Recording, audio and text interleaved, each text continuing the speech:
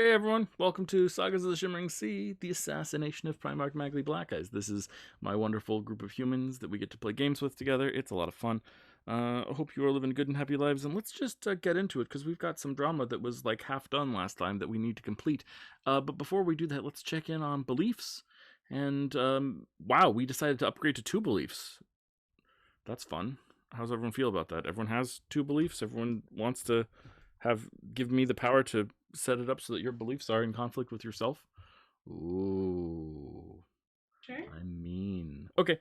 Excellent. Well then, Faye, Juno, why don't you kick us off? Okay.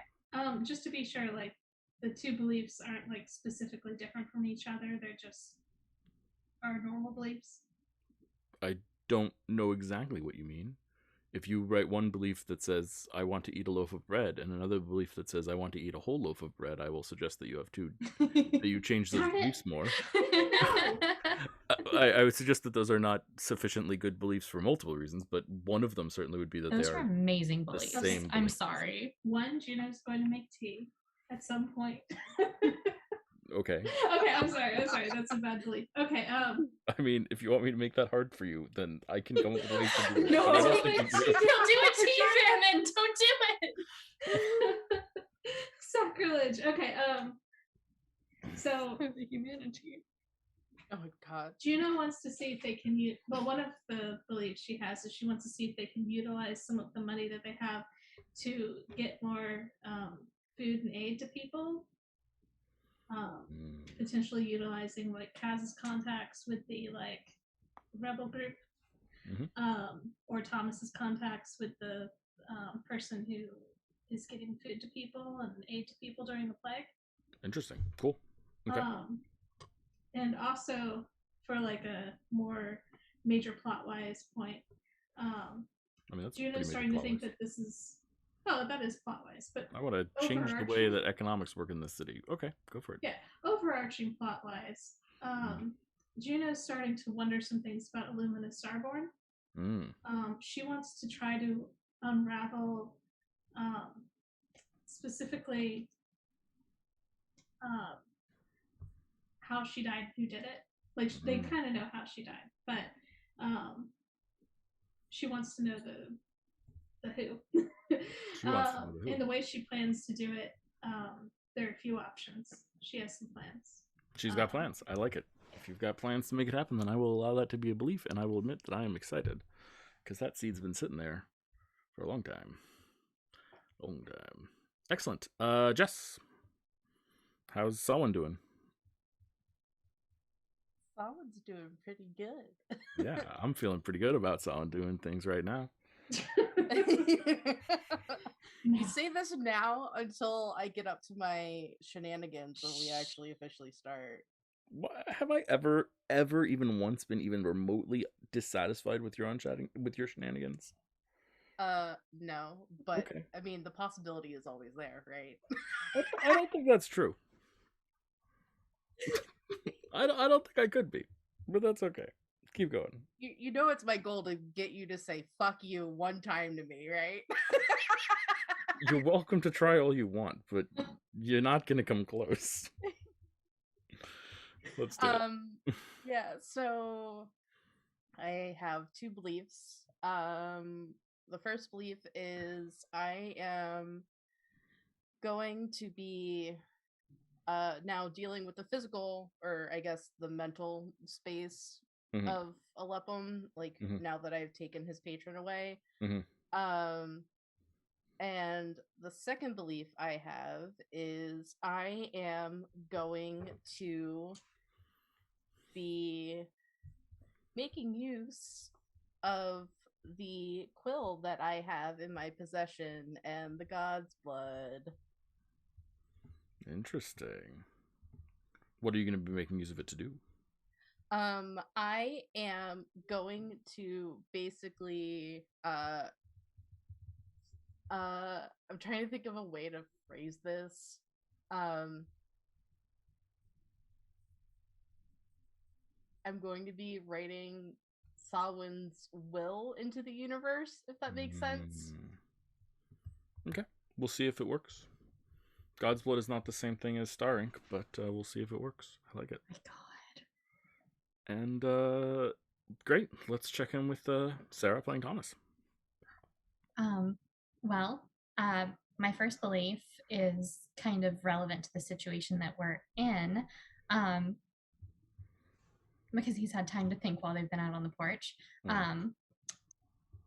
Thomas's first belief is that he will try to use the resources at their disposal to turn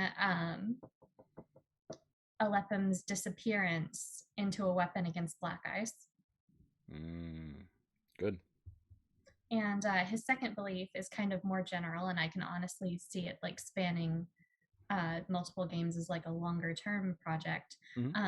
But he has decided he doesn't like the way the tide is turning against General Quick Eyes in the city, and he's going to try to rally support, especially in terms of public opinion towards him. Yeah. Okay, so you want to manipulate the public into being favorable towards your boyfriend? Yeah, specifically the public that actually has power. Okay, sounds good to me. So, right, let's jump right into it, of course. So I think we get like just a momentary flashback as we watch Samhain sever the spiritual connection, ripping Alephim from the deity of rot and fire and bone, and watches that like literally is ripped from his soul, and Alephim, as this happens, seems to just like turn into something that is so angry that it dehumanizes itself in some ways. It's just twisted by uncontrollable rage, and it dives straight at you, Sawin, and tries to just like attack your skull. Okay. What do you want to do? Yeah. We're putting the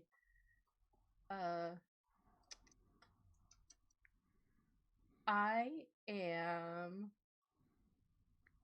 casting greater invisibility on myself. And I'm gonna sidestep him. And then I'm going to... Why don't you roll a dexterity saving throw then? Oh, yeah.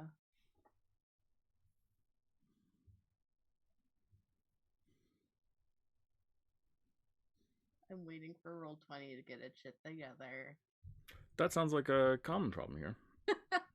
17? 17. So he lands on you, physically grabbing you and knocking you to the ground. Damn it. Okay. Fuck. Alright. Alright. Cool. His hands turn into claws before you, and he starts scratching at your horns and at your brain. Okay. Yeah. We're just gonna set off a glyph of warding then. Yeah, is that a saving throw? To get him off, yeah. What's the save? The DC is 18. Okay. Wisdom? Con? It's a Constitution saving throw. Okay. 22, so half damage. Cool. He's gonna take 5d8 lightning damage, or half that. 14. Yeah, so lightning just shocks through him, but he doesn't. It's not enough to pull him off of you, and he just starts ripping into your head with his elongated claw. Oh God. Okay. Yeah. Okay. Can we hear this going on? Yeah, absolutely. It feels like he's not trying to do That's what I'm trying to do next. So that's gonna be 33 points of damage. And Thomas, what are you doing? Holy shit. Gonna kind of look at Kaz and step into the house, and we see this happening, right? Yeah, absolutely. Okay, hold person. Yeah, absolutely. What's the saving throw? It should be 18. Wisdom? Yes. Wait, not sure with hold person. You said 33 points of damage? 33 points of slashing, magical slashing damage. Okay. Oh, Yeah, it's wisdom. Yeah, so he succeeds the saving throw and ignores your hold person spell. Okay. Jess, what do you want? What does someone want to do with this? This thing is on top of you, just like, and I think it starts like screaming, "Let him out! Let him out! Let him out! Let him out!" Yeah, I'm just gonna cast Shatter. Mm-hmm. Yeah, absolutely. On him, like. Yeah, if he fails this saving throw, it'll certainly blow him back. But if he succeeds it, then he'll still be on you. Yeah, I don't really know how to get me away unless Yeah, totally fair. I think that's. wants to do something about this because. Do you ask him for help? I'm gonna try to like do it myself before I ask off. So I succeed the con save, but I still take half damage. Fuck. Okay. Yeah. So it'll be 3d8 thunder damage. Oh no. Oh. +9. And yeah, he's just gonna keep on just ripping at you. I think he's like trying. I think he's like he's got like a like one hand on like one of your horns and is like trying to yank it. Yeah, that's fine. Thomas is gonna turn to Kaz and say, "Ideas." 27 more points of magical slashing damage. Oh shit. Okay. Yeah, I mean, Kaz of course will draw her sword and charge in. I think that's fair to say. If someone wants to take on Kaz. What are we rolling? Just I mean, what is Kaz doing even? Is she just attacking? I think she'd try to probably get him off Samhain first, so maybe a grapple. Yeah, absolutely. So that'll be athletics to grapple. Okay. Do I have access to Kaz's sheet? You should. Should be under characters, I think. I was not sure if that was a thing. Oh, nope, there it is. Okay, so athletics. Yep. Yes, you grab me physically, holding me back. So Kaz grabs what's left of Prince Alepim, holding me back physically. He's unable to claw deeper at Samhain. He doesn't seem to care about Kaz at all. Only his eyes for Samhain. Samhain, you're given a little bit of breathing room. Cool. That's fine. If I have enough breathing room, I guess I'm just gonna. Ooh. Okay, like, do I know how much time I have? I mean, you have at least 6 seconds. Okay. Yeah, I just need to buy myself time, so I'm gonna project image. And just make a copy of myself with the copy of like the force cage in his hand, and I'm gonna put him in the opposite direction of where like the real Samhain is, but I'm gonna make the copy of me look damaged. If that makes sense. Yeah, of course. So you want to put like a second damaged copy of yourself out there. Correct. Like away from me. Yeah, to absolutely. Like draw him like further into the house. At least to like make sure I as if you had like someone that he can see rather than the invisible you, right? Yeah. That's the idea. Okay, yeah, absolutely. He's gonna misty step away from Kaz, just skip out of her arms and like lands savagely on your illusion of yourself. Okay, and that's just fine. Like tries to like slash through it. But Thomas, you see an opening here. All right, looks like we're killing this fucker. All right, he's gonna try to. Well, no, Eldritch Blast is loud and creates like a lot of. I don't want to draw attention to this house. Yeah, okay. Nice part of town. Might be too late. I don't know. To be fair, there is enchantments up around the silence on the. There's silence, on the property. So okay, I'm gonna Eldritch Blast the shit out of him. Yeah, do it. If I can. That's 3 spell attacks. Mm-hmm.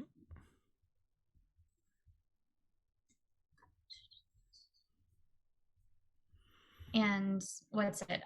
Just by the way, since I hit level 13, and I have 3 Eldritch Blast thingies, it manifests as a trident before each point shoots off. Oh, I love it. That's awesome. 22 solid hits. Okay. I'm guessing I do them for individual Eldritch Blasts. Yeah, so I do it twice more. Yeah, okay. Each one is its own shot. Crit miss is a crit miss. 27 solid hits. Okay, so 2. I imagine that the one that's a crit miss, it's like you click on where it says Eldritch Blast in the chat. Oh. Oh, I got it. Sorry, I wasn't scrolled down far enough. No worries. Oh, really? Okay, yeah, well, that's middle of the road. Mm-hmm. Yeah, so that is 3 plus 19. That's 22 points of damage. Yeah. So, any negative effects on these? Do these push back or anything, or pulled forward, or any of those? There's all those Eldritch Blast features. Oh, sorry, I forget if Eldritch Smite is factored in already. 1d10 plus 1d4, was it? I don't know what your smite is. I know, I'm looking it up. Because I put it in here, but the text cuts off before I can read it. Doesn't look like you carried it in. I don't see another die. Okay, then no. Okay, sounds good. Yeah, so two blasts into this creature, and I think as you knock it back, you see like its arm starts shaking like uncontrollably, and like from its flesh these spines start just poking out, and you see as like dark blood just spreads out from this creature, and it leans back and opens its mouth, and its mouth seems to like expand in this inhuman way, and it just sort of screams into the sky. And I need everyone to make a Constitution saving throw. Oh god, oh god. Oh, good. God. I have advantage on those now. Oh, I do not. That's a 7. Fuck me sideways. Shit. Are you? Yeah, all 3 of you are paralyzed in horror as this loud reverberating noise from beyond like some unholy place just sings out. Let's see, Kaz's thing. What's Kaz's charisma mod? It's not 8. No, because that would be 27. No. Okay, good. Sorry, it's always possible the paladins can aid these things, but it's not quite enough to get a 7 up to a 15. We're paralyzed? Yes, you are paralyzed, and on top of that, you all take... Oops. Oh, fuck. You all are going to take 16 points of thunder damage. Okay. And this thing just charges past Kaz, not yet to Thomas, but to Samhain's invisible form again, and just physically grabs Samhain and starts bashing you against the wall. Okay, yeah, Osthos, a little help here. Mm-hmm. Yeah, so I think as you say that, Osthos says, oh, very well, and you find yourself having this weird out-of-body experience where you again are looking at yourself, just like the spell that you cast before, except you're looking at yourself, a very physical copy of yourself, be bashed against the wall, and you're behind him. You're just not there. He is bashing, and you realize that there's like he's grabbed a doll, but you felt him grab you, but somehow Osthos has swapped you with the doll and put you like 4 feet to the side. Okay, and, cool. Yeah. Okay, that's all I need is to just be behind him. Mm-hmm. So I'm taking out the quill and the god's blood. So I've dipped the quill in the god's blood, and then I'm gonna write on my skin in Sablangi on one arm. Love and compassion are my strength, and then on the other arm I will replace and surpass the Kraken on the other arm, and whatever is left of the god's blood, Samhain's downing it. Wow. Yeah. Okay. Let's do this. Samhain. Yeah. Let's see. This is a pretty powerful ritual that you're enacting here. Yeah. Couple different parts to it. Part of it is the calligraphy. Yeah. Which sounds to me, and you're in a rush here, so it feels like a dexterity saving throw. So that's gonna be the first step. All right. Can I use my inspiration? Yes. Yeah, I would like to do this. Dexterity saving throw, you said? Yeah, I want to actually, before you use your inspiration, I want to point out that there's going to be, to do something like this, there's going to be like 4 or 5 rolls, and it's going to be the total of all of them. Okay. So even failing one isn't going to screw you, but anything that you can do to get them any above a certain number is going to be helpful. Okay? Okay. All right. All right. So I can just do this then. I mean, right. yeah, absolutely. Dexterity saving throw. 19. Beautiful. Gotta love that.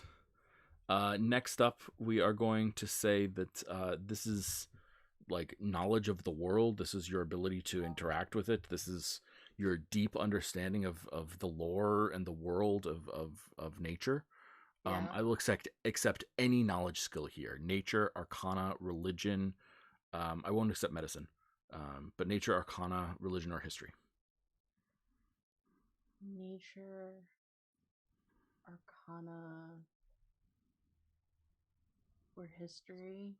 Or religion. Or religion. They're all the same. Then narratively, what do you think Samhain would reach for? I guess history? I agree. I think that makes the most sense. Do you want to use your advantage here if they're all the same? And yes. I'm guessing if they're all the same, it's all things you're not trained in. Just guessing. I don't know if my like Tales from Beyond feat would also help. 100% it would. Yeah.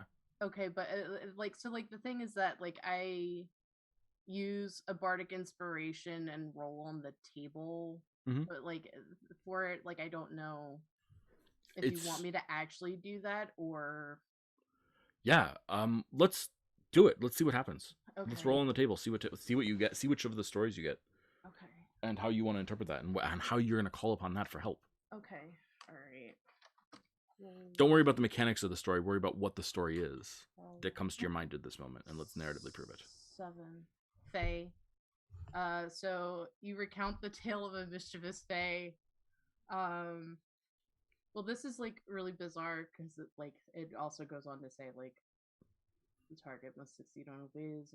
Yeah, but we're not talking. We're just remembering the story. Sorry, I'm just like reading. Yeah, of course. Okay, so I guess what Samhain thinks about, or like the story that like he's reminded of since like Oslos has basically just done like a body double type of thing, is basically Oslos like creating copies of himself for Cultics to destroy, but he never actually like fully destroys Oslos because he spread himself like all over the place, but he does enough of that to cause enough of a distraction to be able to accomplish like their goal, which was like how Prian began. So like Samhain just thinks of that. Yeah, I think that'll allow you to add a deception check at advantage to this thing that we're working on. Cool. Okay, so now I'm gonna do the history check at advantage. Yep, history check at advantage, and then a deception check at advantage. So 20 for the history check. Wow, on a roll. And then the deception check at advantage. 34. And then last but not least, this is gonna be a straight roll. But I think you understand that part of being a god is putting on the show of being a god. And so part of that is performance. Okay. Yep. We're going to do it. 26. Yeah. So Samhain, you're downing this and you hear Oslos thing. Oh God, this is not what I had in mind. And suddenly your sense of perception and your sense of time shifts and is bizarre. You are seeing multiple events from multiple perspectives at the same time. You are literally looking in on Juno resting. You are watching some weird blue dragonborn just sort of wander around the city. You see Masha Seasworn brewing a potion, and you see as she is drinking it several hours later, all simultaneously. And you look at the twisted creature before you, this thing that was so scary a minute ago, and you see it for what it is, a shell that you've sucked the yolk out of. Something that so easily will crack with just the right application of your power.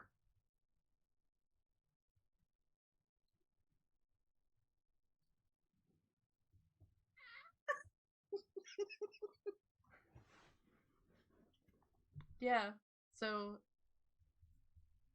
I guess it's time to like put him into the castle, the mine castle. Mm-hmm. Yeah.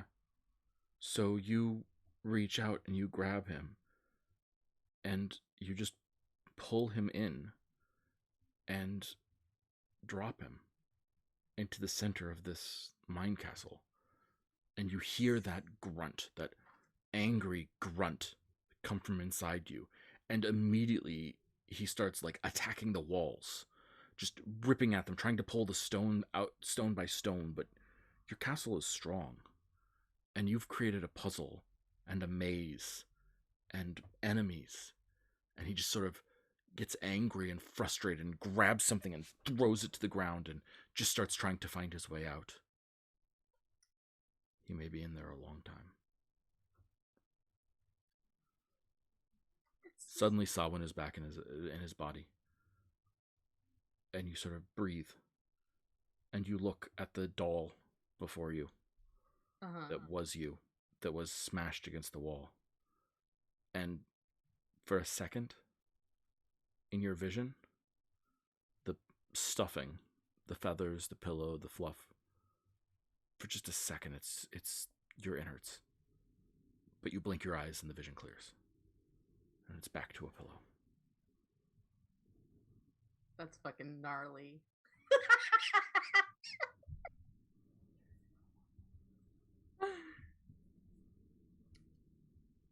Well, that was fun. Your body still hurts quite a bit. Oh yeah. Oh yeah. I'm gonna sit in his chair. Yeah, I think Ozthos just sort of looks at you, and I think he summons like an illusory copy of you, and watch it, and your illusory copy goes over to the cabinet and opens it and pulls out a bottle of wine and several glasses and just starts pouring it. And one is brought to you, and one is offered to Thomas and one to Kaz. And then Ozthos' Samhain disappears. Cheers then. Samhain, what just happened? Well, how do my arms look after I've done that? Mm-hmm. I mean, they're tattooed solidly. Cool.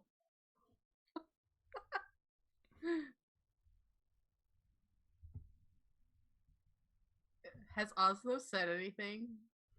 He poured you a glass of wine. He said, "Oh, so that's how you want to do it," but he hasn't done anything else. Okay.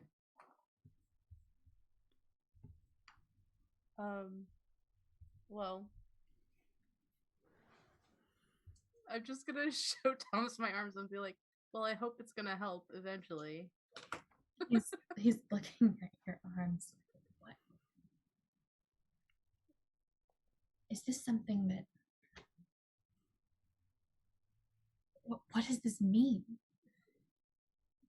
Oh, well, the language is one I made up. So, Well, like... not in the literal sense, in the cosmic sense. I don't know. I was just throwing shit at the wall and seeing what stuck, and I guess it stuck. So I'm going to need that quill right now.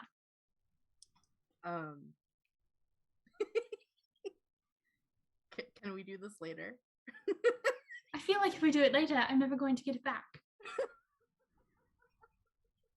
This thing has to be destroyed. I am not kidding around.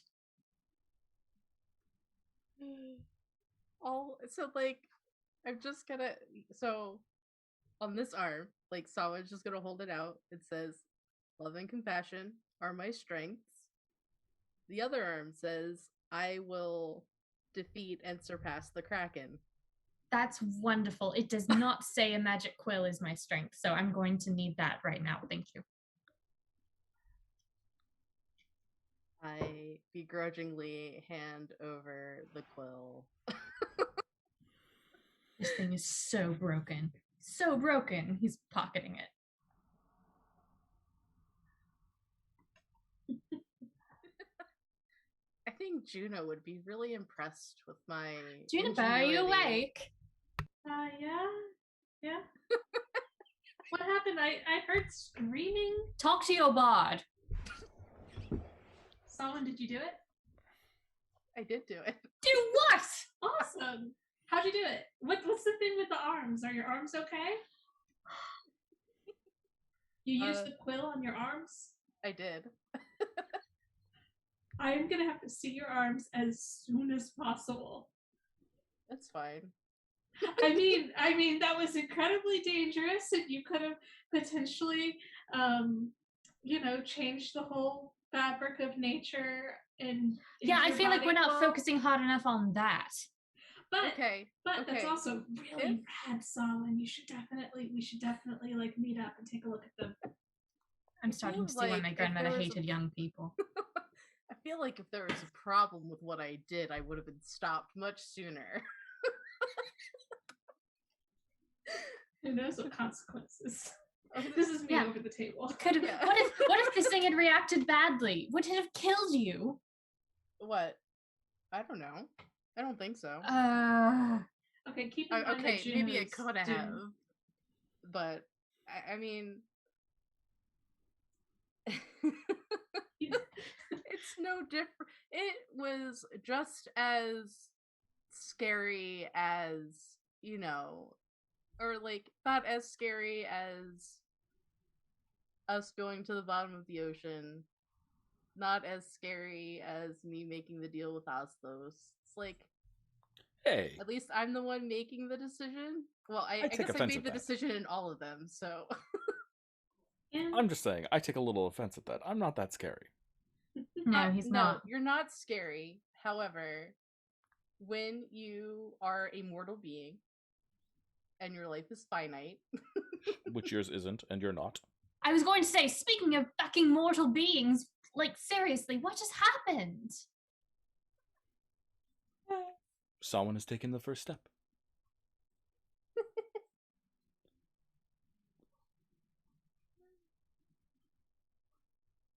Much good may it do you. All right. You hear stories about these powerful fucking wizards who want to live forever, and they become like these horrifying husks of themselves. Is that what's going to happen to you?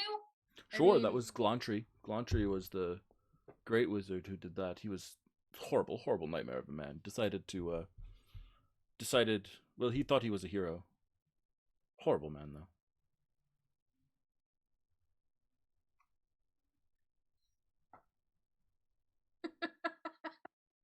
Well, he decided that he saved the world a couple of times, literally, and then decided that the world kept needing saving, and he was annoyed. He was like, "Why won't it stay saved?" And decided that the big problem was that people wanted agency, and so decided to remove their agency.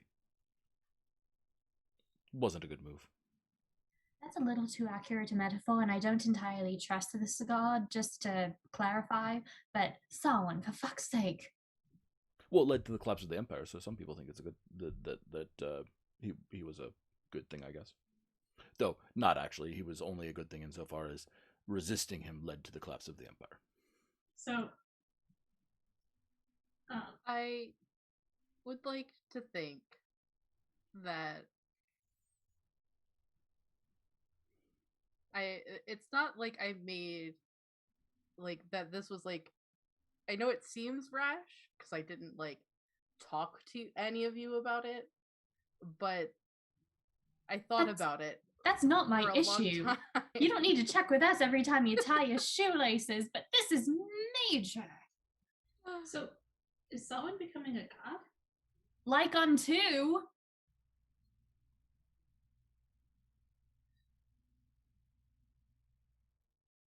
Here's how I see it, right?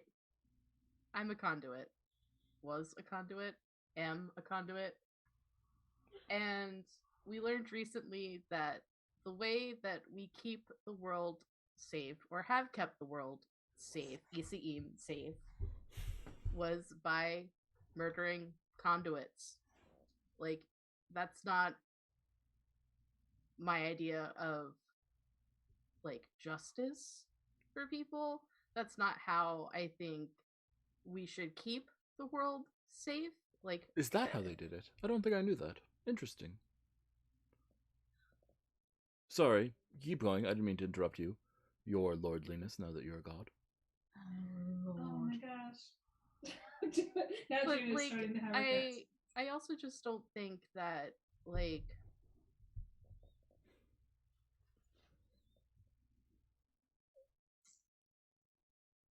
sorry, this is just at a loss for words because my brain's moving faster than my mouth. I just want to check in, like, just a reality check really quickly. I am agreeing with Osthos. This is... Do you understand what's happening here? This doesn't happen. How can you agree with me? I haven't really made my point clear. It's very weird seeing a duplicate of Salmon with Osthos' voice popping out of it. I don't think I've really made an opinion known. So far, I've only offered wine. And on that, I have a strong opinion. Wine is good. Like I don't know what acting regal and pithy masks. Come on.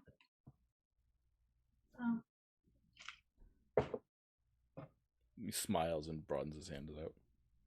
Well, y'all know how I feel about gods and godhood and that kind of thing. But you know how in Sunara they have like speakers, people who are responsible for entire groups. Well, maybe it's something like that. Maybe conduits need a speaker, somebody who can protect them and care for their best interests. I'm not saying a god. Well, that would be wonderful. But again, is someone going to be the god of conduits now? Are you? I mean, that's certainly not what Selwyn wrote on his hand. Arm, whatever. Body parts are so weird. What do you say? Body parts are so weird.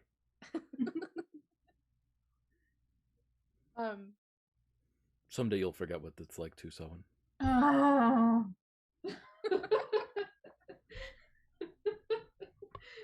Listen, you, if he forgets what it's like to have certain body parts, it's going to be because of old age and senility, and he's going to live to get there by the gods. Yes, most assuredly. Seems highly unlikely he'll die now. Everyone's so senility seems unlikely too. Look, you never show. You all have played cards with me by now. Osthos excluded, because I can't play cards with Osthos.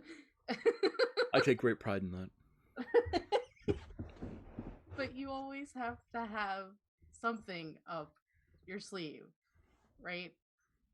And do you No, still? we certainly Or was do this your now, last both trick? of them. This was a trick. Well, not really a trick, because tricks are something I view as like being taken rather lightly. This was a very long and thought out decision that I made.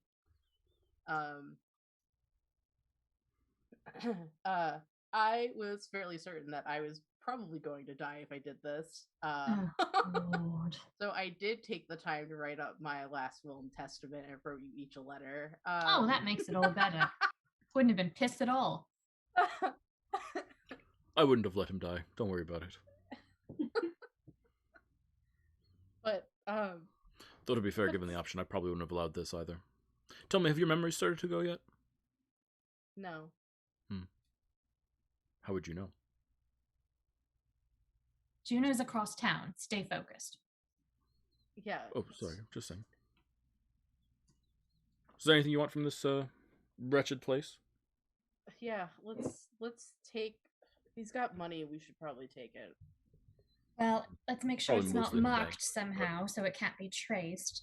Well, also, I mean, I got rid of him, right? What's one tiefling in a fancy house? I mean, I could just take. I did. He's temporarily gone for a bit, so I mean, I could take up residence here. We are not. You have a house. It's a nice place. Hey, I have an idea. Hey. Y'all need to get some ash and a piece of paper. And you need to make the same symbol that he made on our friend when our friend was killed. Oh, wait. Well, his body isn't physically here. Yeah, yeah. I've You would not know that because you're also not here, but he's not physically here. I know, but at least having that symbol, maybe scrawl it on the wall. Oh, that's a good idea. Yeah, that is a good idea. Scrawl it on the wall. Mm. Now, see, that's great. I was going to fill a suitcase up with his clothing and some rocks and toss it in the sewers to be found later and have it assumed that he was murdered. But yes, that's very efficient. I don't know. I like this place. We could live here. Room to spread out. I wouldn't go into the cellar. But What's in the bloody cellar? I think the appropriate word would be to call it his murder room. It's quite unpleasant. But beyond that, it seems like a very nice estate. Solomon, I want you to think about how haunted this place is. Set it on fire. Do I have fireball left? I can head over there and try to cast fireball. No, don't strain yourself. We can set it on fire tomorrow. I don't know. It's quite nice. Also, what does Samhain have to fear from a ghost? Well, fear quite a bit. Maybe From not a be threatened okay, by. all right, Ghosts are all right. scary. Not that you'd understand. To be all right. To make it clear, right? We've just taken care of him, right? True. The people who have passed away in this house have no ill will towards me as a person. That doesn't mean they bear no ill will in general. That's how ghosts work. That seems statistically likely to me. I mean, I imagine that particularly no ill will. I would say even particularly no ill will towards you, because if we think of them as being victims of this prince or whatever, then the person who disposed of Prince might be something that they would want to ingratiate themselves with. All Osphos is trying to have you bumped off. I'm not. Why would I try to have you bumped off? Also, I don't think I can anymore. Oh, why would you answer a question with a question? No, I don't know. I still owe him a favor, right? Yes. I still have to hold up my end of the bargain, which is...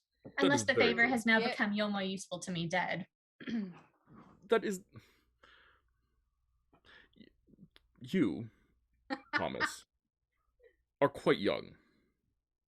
Thank you. Very few things are as useful dead as alive. Some necromantic energies, sure. But in general, I prefer my things alive. You can't play tricks on dead things. It's true. No well, enjoyment in it. It's not entirely true.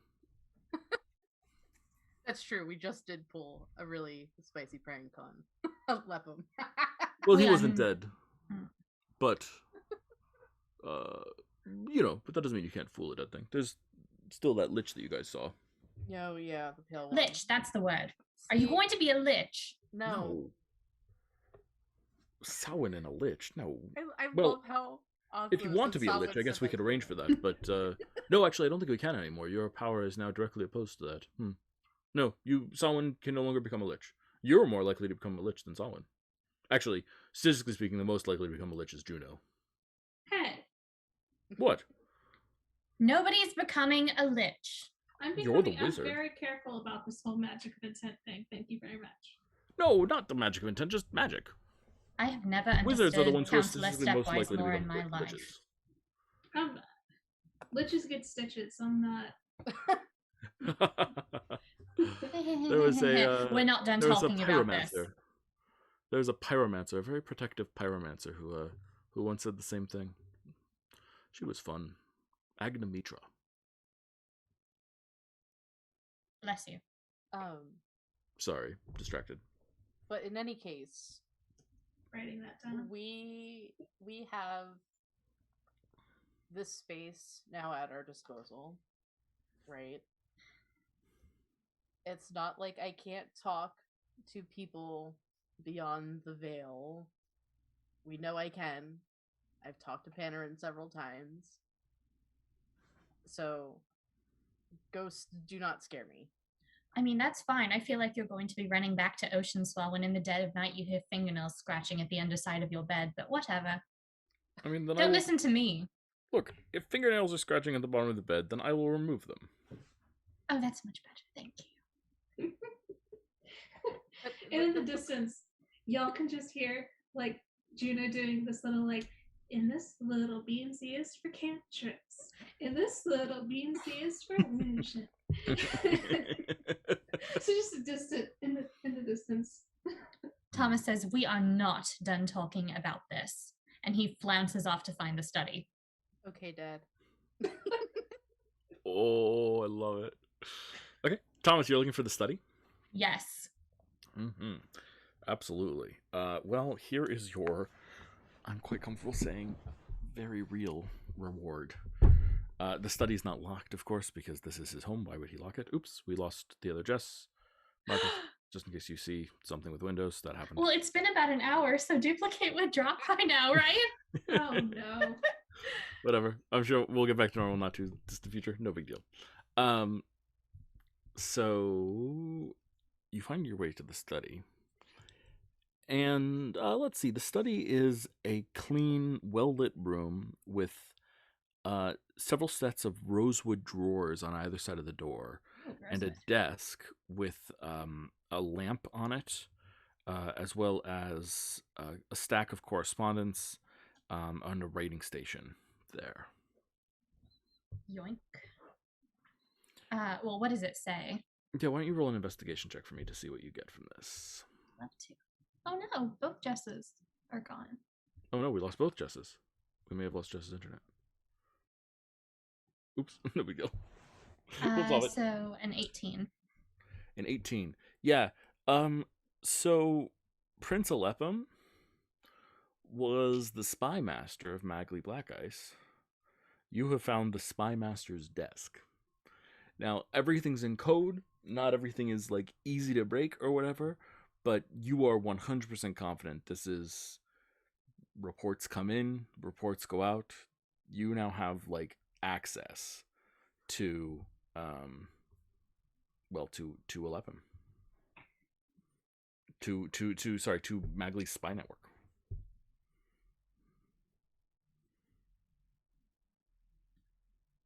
It's going to take a long time to get through all of this. I wish I had. Ooh. I wonder if Ivana knows his code.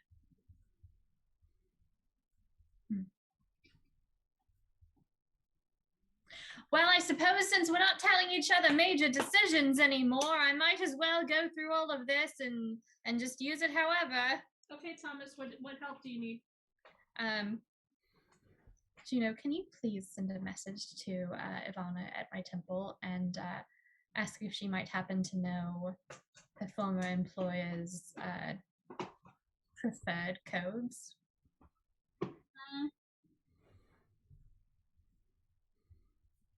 Let me see if I have the spells. Let's see if I have. Oh, that's right, because you're exhausted. Oh my gosh, never mind. No, let me see if I have the energy. Hold on. No, it's okay. This is incredibly portable. Don't strain yourself. Okay. Don't growl at me. Yeah, that was a real growl, by the way. She can do it. So she's gonna cast Sending to Ivana.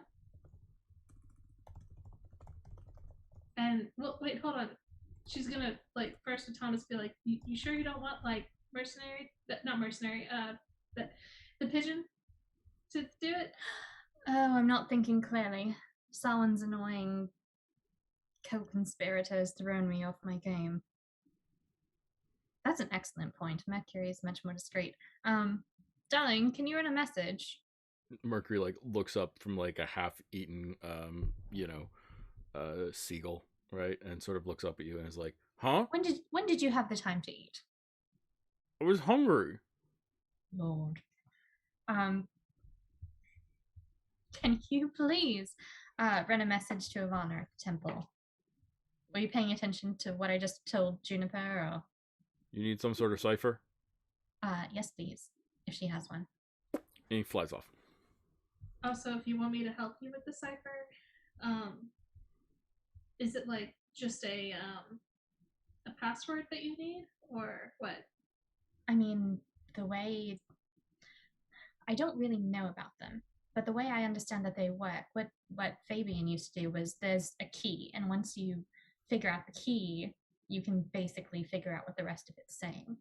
Oh, I know, but like, do you have the code with you? Like, can you recite the code I don't to know. me? Possibly, it's here in my hands. But... If you recite it to me, I can write it down and see if I can figure it out. Thomas is 1 spell slot down out of 3 now. What do we need? We've entered into Thomas went and searched for the office of Prince Alepim and found that Prince Alepim was basically running at least a large portion, if not the entirety, of Magli's spy network out of this office. But it's in ciphers and codes. And as a result, Thomas is trying to get a message, I think, to someone. I've lost track a little bit. Sorry, I was helping you. But Ivana, his assistant, who... Yeah, Ivana. Yeah, okay. Yeah. But you were doing something else after that. Yes, Juniper wants to look at this stuff and says that she might be able to crack it. So potentially we could have a whole team working on this. Yeah, so if it's like a thing where it's numbers or words that we know, or like runes that he can relate to her, she can put a copy of it down and then try to see if she can decode it herself. Sure. If that's possible. Yeah, one of the problems that you're gonna have with this is that like there's a volume of stuff that's coming in, that is here, and so like any given note is gonna be useless. It's really the confluence of all of them together and like having access to this that's like, oh, I get it.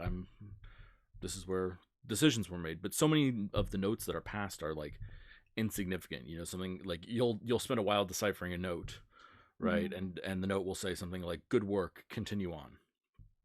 Right. Which is fascinating in and of itself. Yeah, of course. But we don't have all night to play Sudoku with our brains. But if you crack one note, then you can crack the other notes. That's certainly true. If there's no variation, like no major variation. If he's smart, he's switching it up. But if these are all in his desk and not destroyed, I'm hoping that they were sent / received during a time frame that he's only using the one.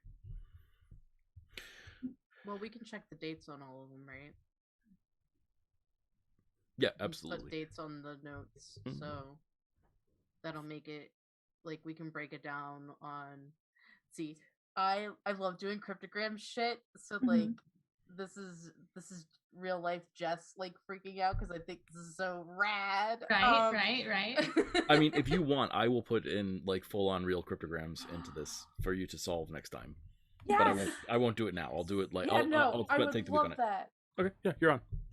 I'm always very loath to do that because like players sometimes hate that. Yeah. Oh yeah, I hate coding. So Sucks. I don't know. It's like some people really do, and so I always sort of like want to see. Yeah, absolutely. So why don't we start though with jazzed. yeah. So I'll start with this. First of all, wait a second. Thomas has an invocation. He can read all writing. Mm-hmm.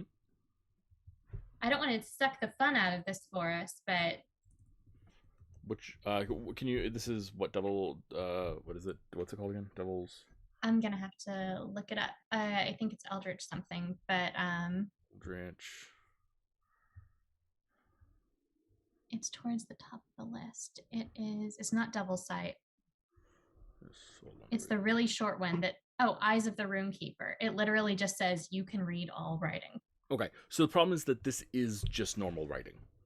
Heck. So, like, yes, it is. It's not you can comprehend all writing. Right. It's you no, can it's okay. Yeah.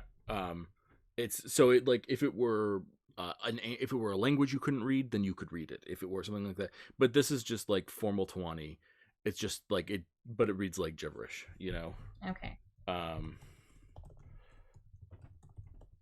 You know, you pick up one of the notes, right? And you know, one of them is just like a random collection of like letters and spaces. Mm-hmm.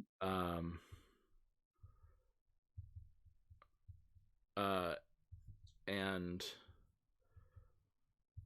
like one of them says chair number 11 says goodbye to the shooter. Mm-hmm. You know, and like so it's gonna be a context thing too. Yeah, so there's a lot of like you whatever. So do you want your assistant? Do you want Ivana to come here? Honestly, Juniper, how comfortable are you with having a guest at Mellors? I can vouch for her personally. I do trust her. I can say that I have a babysitter coming over. Lord. Sure, yes. That sounds good. Do you have any more of do you have any sending spells right now? Because we sent Mercury to Ivana. Can you send something to Oceana? Sure, what do you need? Can you ask her if she knows any reliable forgers in the city that take rush jobs? Okay. All right.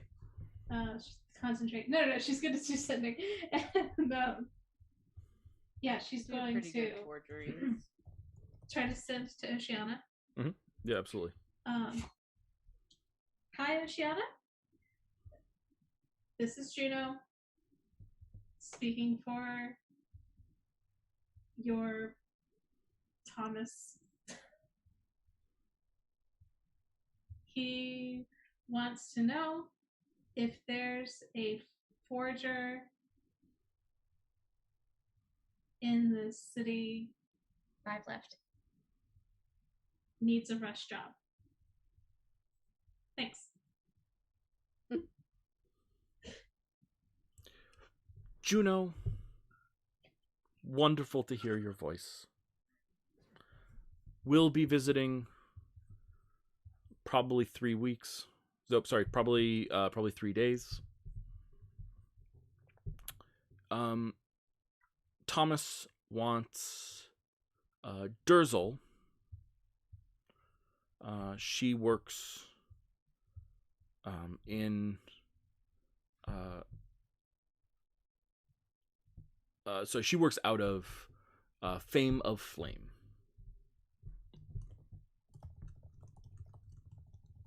Okay, Juno's going to relate that to Thomas.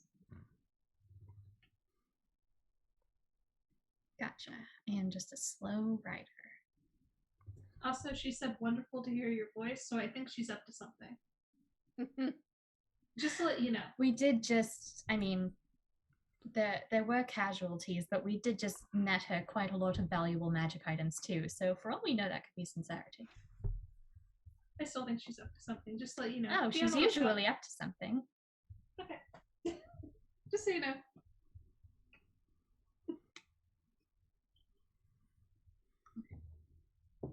Then Right. she goes back to singing the cantrip song. Okay. I mean, it's got to be at random at this point because they don't have a lot of time to sit and break this code out, I guess. Mhm. But what's it? Thomas is going to find a missive or a document with like a good array of like different alphabetical letters. Mhm. Something that appears to be from Alephum. Mhm. And he's gonna fold that up as like a sample piece. Perfect. Absolutely. Yeah. Beautiful. Okay. Anything else that we want to do while we're here?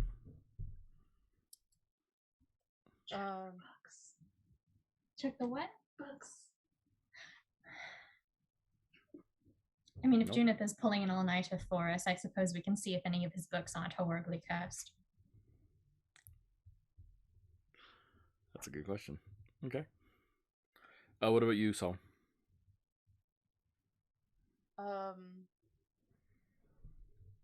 I'm just gonna.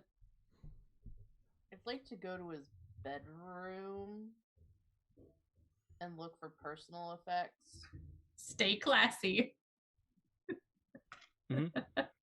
Listen, it's big Gemini hours here right now. Oh my god. Yeah. Okay. So you make it to his bedroom and you find something there. The personal effects, sure. Yeah, definitely he's got personal effects. Not a journal or anything like that. He's not that sort of person. But you know, he's got a couple of weird knickknacks, but he's got one knickknack that I think using the word knickknack on is so deeply inappropriate that it gives me a raw degree of pleasure. There's a crown in his bedroom. It's on a display case next to his bed, underneath some sort of protective, glass or something like that. We're gonna get close to it. Can you roll a history check for me? Can I use legend lore? You want to use legend lore on this thing? Yes, you can. Can I? Yes, 100% you can. I'd like to do that. I would like to thank you for doing that because I have a piece of information that not everyone in the world may know because very few people will care. But legend lore is my favorite spell that has been released in this game. Yeah. Name or describe a person, place, or object. This spell brings to your mind a brief summary of the significant lore about the thing that you have named. The lore might consist of current tales, forgotten stories, or even secret lore that has never been widely known. If the thing you named isn't of legendary importance, you gain no information. But let me tell you, Sawin, this is not just a crown. This is the crown of the Hydra throne of the Empire. Oh shit. The last Empress Cixara, wore this crown. And when she was overthrown and or died and or everything, that whole mess, she smuggled the crown out with one of her illegitimate children, who passed it on to their illegitimate child, Prince Alephum. Prince Alephum actually was royalty, to a certain extent, from the old empire. This crown has been was the crown of the Hydra throne for a long time, and it's always had sort of weird mystical properties that people sort of took seriously. And Samhain, just even touching it, you realize, like, just even looking at it, sorry, you realize through this spell that the metal that this crown is made of, it's not local in any sense. Like off world. Yeah. Like, oh, that's some spicy shit. I love it. Yeah. Oh. Okay. That's really fucking cool. He's like, yeah, so someone's just gonna like be staring at it and goes, huh. So the asshole wasn't lying about being a prince. Yeah, I think as you look at the crown and you focus on the spell, you just, for a second, you see like colors of all sorts bleeding into each other. Just like pushing in all directions, and there's something oddly beautiful and oddly displaced about it. And it feels very, very foreign. Is this kind of like being in the liminal space that like I go to like for color wise? Is it like looking at a bunch of is it like looking at a bunch of different threads converging at once? Okay, you are so close to something that I need to say this in a very careful way. It is not the same thing as looking at threads, but a good parallel would be as if you thought about if each of the threads that you were looking at were instead an infinite plane, spreading in all directions, overlapping with each other, bumping into each other, growing into each other. That's what this would be like. Oh god. Okay. Oh, so this should just get thrown into a this cannot this is I don't know how I feel about this object. Does Oslo say anything while we're looking at it? Yes, he does. He gets quiet. And then that's unsettling, right? Yes. He's very, I mean, he's not always there, but when he's there, he's very often like a constant commentary of annoyance.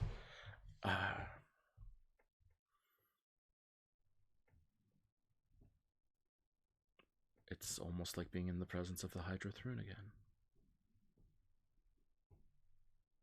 That's not good. Can you feel it?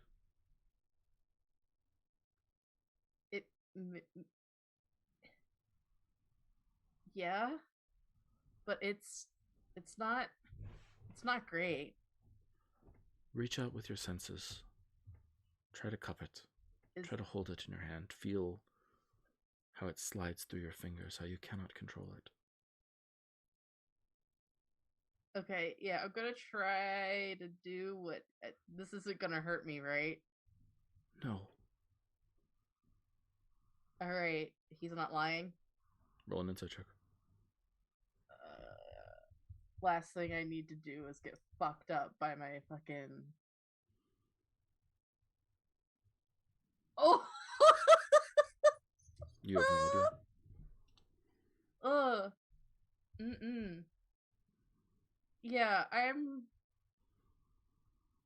yeah, no, if staring, like, okay, so like Jess the player is really, really fucking curious, and I want to pick it up. But Sawin, if it makes, so I need to phrase it this way, if it makes Sawin uncomfortable looking at it, then I'm not gonna want to do whatever Oslos is asking me to do. Yeah, so I think your hand reaches out a little bit, and Oslos says, oh, no, not with your hand. Reach out for it metaphorically, with your power.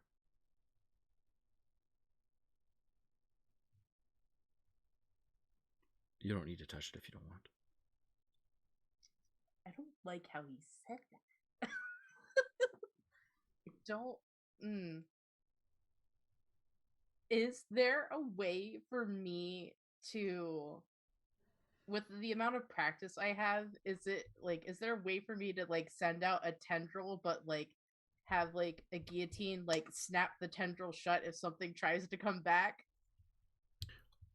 Absolutely. Are you willing to cut off a portion of your power to do so? Ooh, Okay. There's a roll either way. It's just if you're willing to cut off a portion of your power to do so, if you need to, then the DC is lower because you're like willing to accept pain to prevent risk, basically. Can I spend a hit dice to just bump up my hit points? Yeah. Yeah, I'd like to do that. Okay. Okay. Is there something I can do that will without being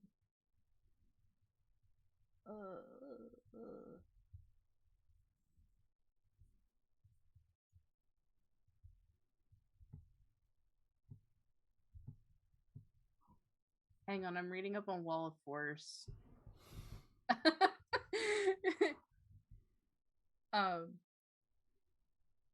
Yeah, because I might. Can I do that? Like, if I reach out, can I put up a Wall of Force, or is it because it's Sure. a metaphorical thing?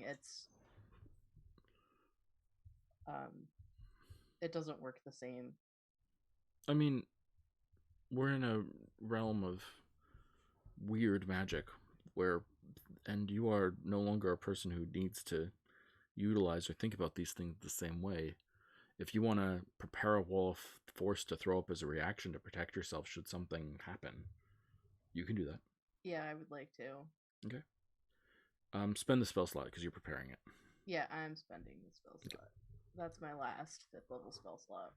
Okay. You reach out with a tendril of your power. It's bizarre how natural it feels.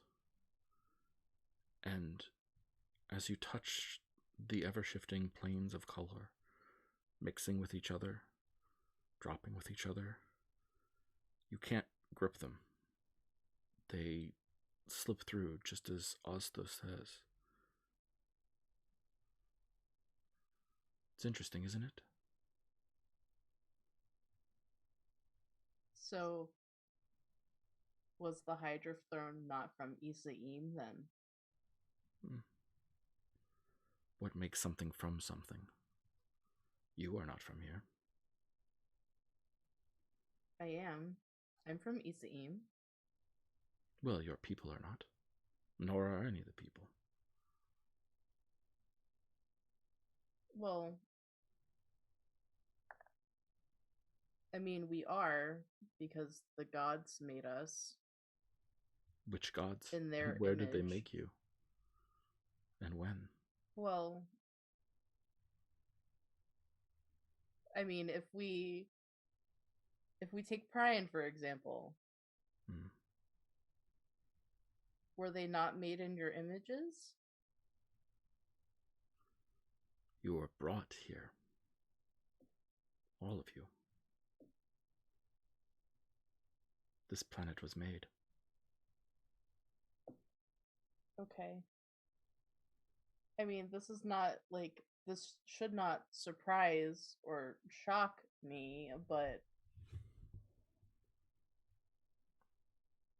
like, with the amount of information I've gotten over the last however many months. Okay. This throne and this crown, they were made as a beacon. Oh. And a shield.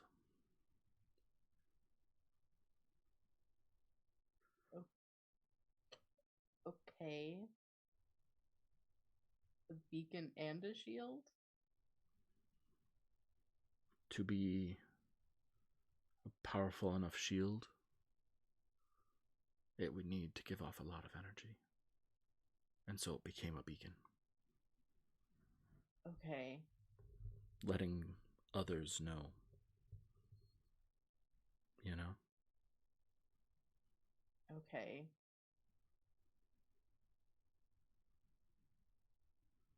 Okay.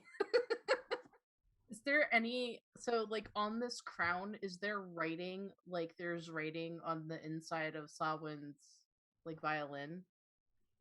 As you look closely at it, you realize that what at first is meant to and clearly does look like ornamental designs is, yes, a writing in a strange, otherworldly, foreign tongue.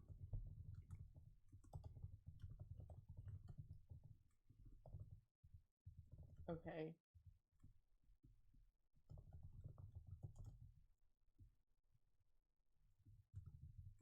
It doesn't look, well, so it does look like the writing then on the inside of, like that was on the quill and on the violin then. Yes. Okay.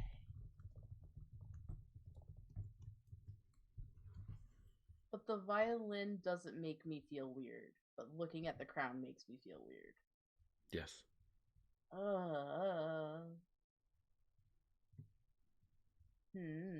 Okay. All right.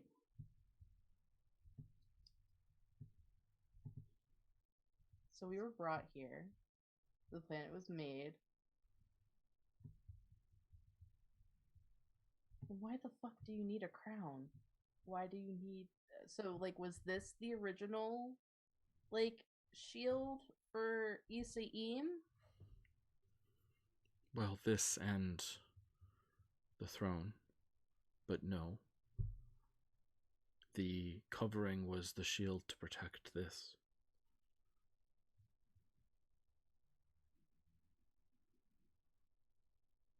Who was meant to have the crown then? I know it's called the Hydra crown, but like, was it always? No, of course not. They usurped it, thought they could protect it better. And they did, in a way, by forgetting its significance, by letting it fade into history, by making it a desirable object for other reasons. Its very fame disappeared. Some said people helped. There were people who rewrote history around it to hide it. People who tried to take this sacred object and make it unknown. Okay. Alright. Well... Can you read the writing? Can I actually read the writing now or no? No. No, I can't read it. Neither can I. You should show it to your friend Thomas.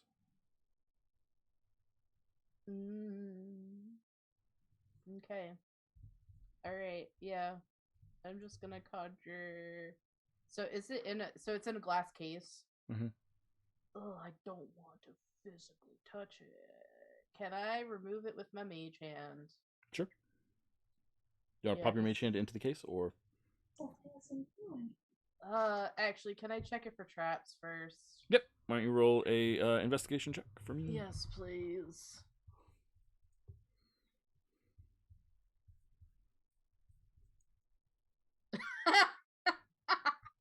If this is how you die, I'm gonna be so annoyed. God, no, what a himbo! Yeah,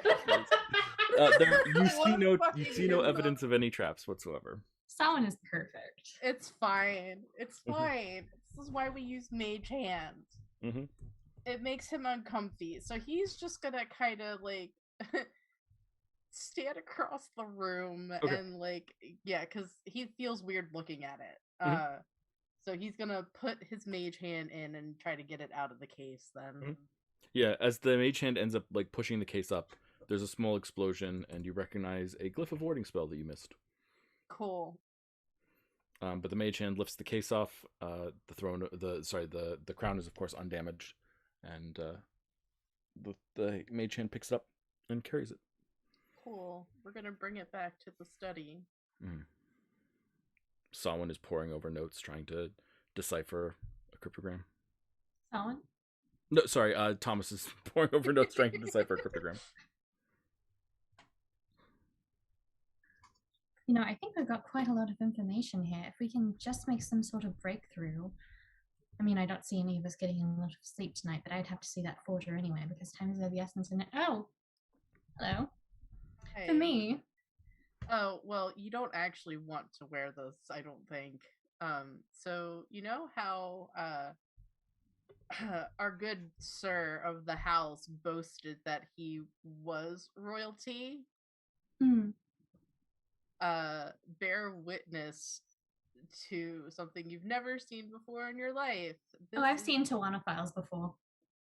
No, this is the actual Hydra crown of the Hydra throne. Sure it is. Catch yourself on. No. Look at it, Thomas. I'm looking. Really look at it. I'm really looking at it. Can you see that rating on it? And someone's just gonna conjure another mage hand and just point at the writing on the crown because he doesn't want to touch it with his If actual it's a cantrip, hands. can you cast a lot of mage hands all over it? I think it's concentration, but I'll allow it in this moment because it's too good. Sure. Put it down somewhere unless it's evil. I mean, I don't know. Yeah, he reads it. They are coming. They are coming. Hold them back. Keep them back, for they are coming.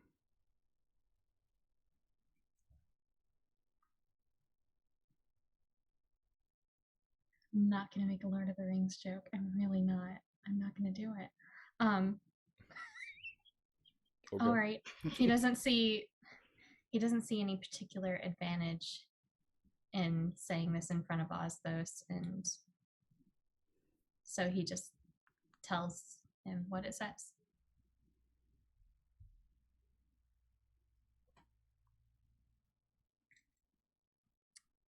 Yeah, so then someone's gonna go, okay, that's really fucking ominous. Well, as far as I know from history classes a million years ago, the Hydra throne wasn't exactly known for their levity.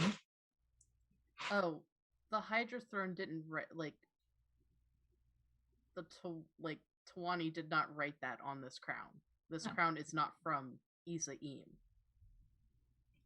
Oslos just told me Oslos just told me that this world was created and the people were brought here. Yes, there's a dozen creation myths. No, Oslos literally said the people were brought here. We weren't made in the gods' images. We were brought here as settlers.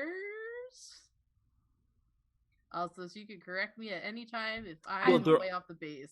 Well, just to be clear, the whole planet was fabricated, so it's not like there was any people that you were replacing or anything. Just to. I feel like you're expecting me to be shocked. There's still a lot of religious philosophies that would technically fall under. Yes, almost all of them, because that's a degree. The most religious philosophies are rooted in some degree or amalgamation of an understanding of the truth. The Cenarians view the entire world as being alive. That's a variant of the truth to a certain extent. The Priani view all buildings as being all the world as being constructed as a way to protect us from cultics. That's a variant of the truth. Ooh, you said his name. That's spicy. You know, with you at my side, Salwin, how could I be afraid of this idiot bully? He's not even that smart. I don't know. Why are we answering questions with questions again? Because it is how one speaks. Is it? I think I've really upset you today. No, mostly just surprised me. I was not expecting that degree of reckless ambition from you. It's intriguing. Honestly, it makes you more compelling as an ally than a servant long term. We'll have to see what that amounts to, though. Can we all hear this? Sure. Insight check. Yeah, roll an insight check. Yeah, in fact, it's another Samhain, so it's literally a Samhain speaking not in Samhain's voice. 26. Mm-hmm. Yeah, I mean he's definitely not lying. He's expressing he's expressing long-term planning. It's like a vague thought. It's not anything more than a vague thought, but it's definitely, he's musing. You get the feeling that he's like, maybe. Got it. Does he sound pissed at all? No.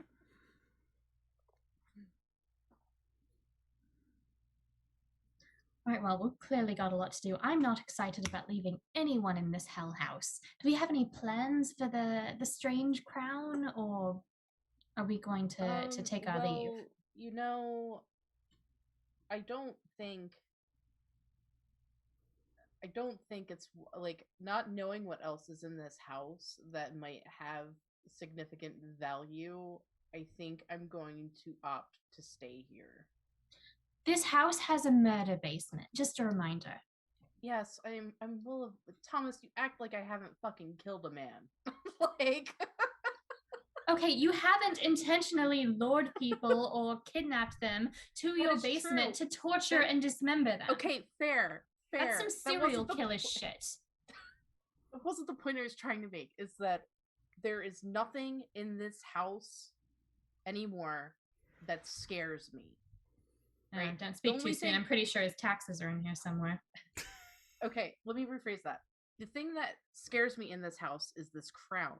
And if there are other things like this crown in this house, then the house should not be left unattended. Right? So, what I'm going to do is, you know, we're going to pretend like situation is normal, right? So... at least to keep people out of the house and not knowing that, like, I'm the one now taking residence. So I think I will don, you know, that's actually not a bad point. I will wear Prince as a disguise. So he's in you, and you're in him, and oh, my head. Yes, Thomas, this is really quite disgusting, but I understand where you're coming from, and I don't think it's a bad idea. We'll work on it, at least until you can formally replace Prince and be rewarded this house, right? That was part of the deal anyway, right? Yes. Well, I think at that moment, guys, I think we're going to take our break and then come back and check in with Faye, because Juno has to have been doing things during this whole time. I am so sorry, Juno. Oh, no, totally. Okay. We're going to take our break, guys. We'll be back in about 10.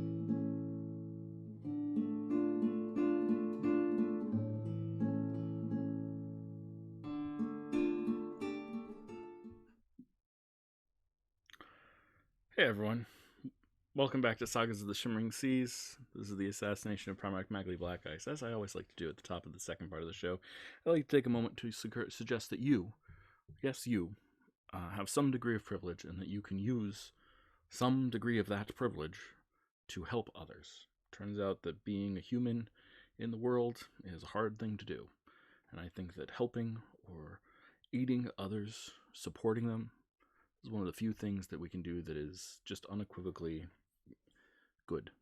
And so look for a way to help others as best you can, whatever that means in your life. I don't know what that means in your life, but whatever that means for you, look for a way to help. I think that someone in this episode literally wrote love and compassion on his arm, and I think that that's a good position to act from. That's a good position to think from and to focus from. Love and compassion towards others in the world. Also, we've got other shows on this channel. I know that may seem surprising to you because you probably only watch this one, but we've got shows on Sundays. The Chosen Few are racking up some crazy stuff going on. They just dealt with a creature in a very horrifying, entirely silent fight, which was bizarre. This creature never made sound, just puffs of color going in various directions. I wonder if that sounds familiar to anyone. And they're having a good time. They're dealing with some curses. They're trying to figure out how to solve those problems and also save people along the way. Hey, good on them. And then our Thursday morning show, which I know didn't quite happen today. It's not because it didn't happen. We actually played. We just forgot to turn on the stream. That happens sometimes. No big deal. It'll be up on YouTube, nonetheless. But anyway, that is our good old-fashioned dungeon crawl, and they are working very hard on saving a friend. And they went to save the friend and found, oh no, this place that their friend is imprisoned actually has a lot of people imprisoned. And their whole plan was sort of contingent upon them saving one person, and it worked. But now they have that question, oh god, there's actually a lot of people here that we should consider saving, and are they going to save them? I think the answer is probably yes, but it's going to be much harder than just saving their one friend. So, come check out some of our other content. It's all good stuff. That's Sundays at noon, and Thursdays at 10:30, and of course this show, Thursdays at 5:30. All good things. And with that, we shall dive back in. Juno, my Fox Folk Fair. Wow. Juno has overheard a lot, but hasn't been able to parse all the information. Is also kind of tired. If we're still in the same night, we certainly can be. I think to a certain extent, I'm going to encourage that. Samhain's head is bleeding, and Samhain appears quite exhausted, and you are quite exhausted. I would encourage a rest at some point, but certainly we can still be in the same night if you feel that time is important to you. Okay. I think that Samhain and Thomas probably still need to do some stuff at the house. So just for the sake of not messing with the timeline too much, I think the only thing that Juno would be able to do right now is she still has that ring that she attuned to at the beginning. Okay. That gives her a chance to ask the question of it. Yep. Once a month, and I think it's actually been a month by now. Time's Sounds got good. A little wiggly. Yeah. But I was always. I mean, you certainly it was before the voyage, and the voyage was 3 weeks there and a week back. So Yeah. So I think she might risk asking for an omen. You're gonna ask for an omen? Okay. It seems like a night for omens. Yeah. She wants to know if it's true that, because we're focusing on Magli Blackice people right now, so she's kind of got that in mind. She's like, well, what can I do here? She's going to ask if it's true that this little beansy is for cantrips, and this little beansy is for cantrips. Sorry. There's a common misconception. This little beansy is actually for invocations. Sorry, I couldn't resist. Yeah. First of all, They are passed out. Gina's going to ask if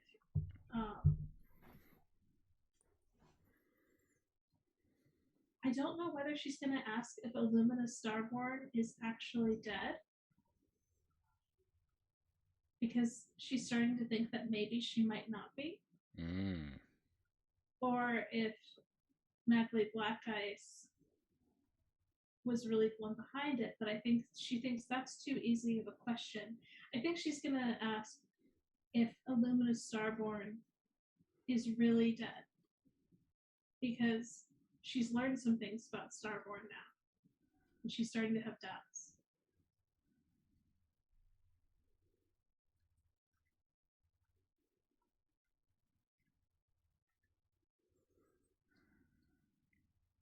And you're expecting an answer from the ring?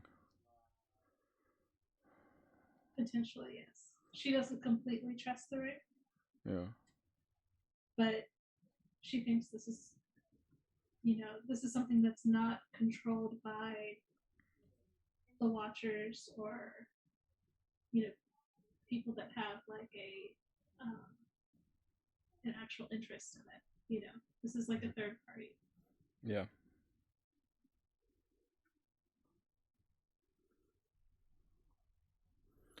What is severed can be rejoined, but wall severed is dead.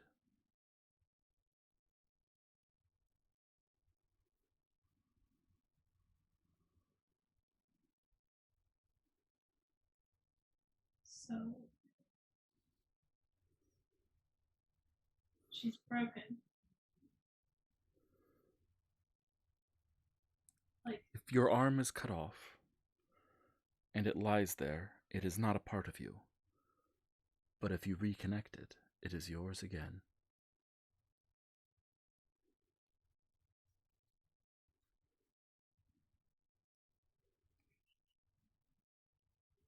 So Juno's just going to be talking aloud here. So either her body was taken apart, or her soul was severed.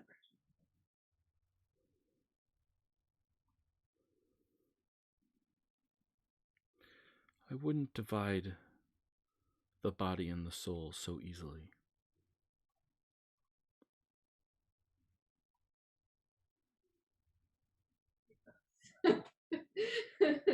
Okay, bud.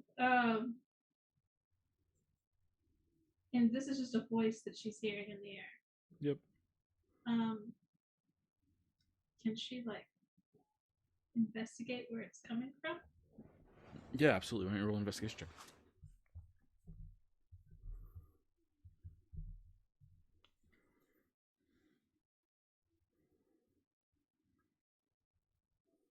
That's a 19. Mm-hmm. The ring is giving off very light, subtle vibrations, in sync with the words. And if you hold the ring, if you move your paw and the ring is on it closer to your ear, then it gets louder. Okay.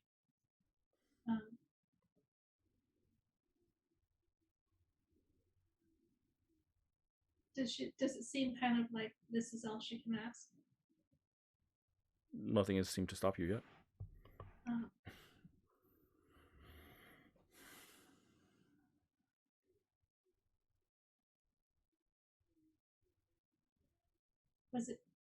Was she severed under the orders of Magli Blackice?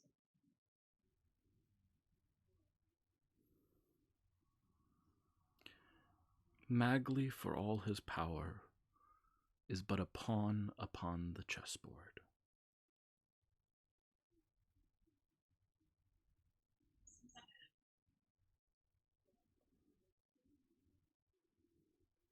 If you said something that didn't come through, could you say that again? Oh, so not him. I wouldn't credit him alone. He is cunning in his way, and smart in his way, and clever in his way, but only in his way. He saw her death as an advantage for him, and so did it. But her death meant more than that.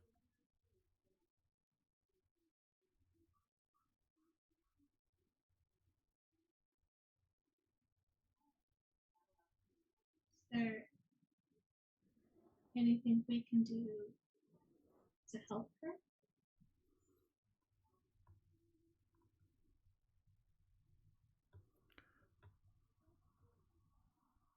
I mean, if we bring her back, will she still be who she was? Are you still who you were? Oh, it's metaphorical. Okay. She was just like, oh, okay. May I ask who's speaking? You may. What's your name? I have had many.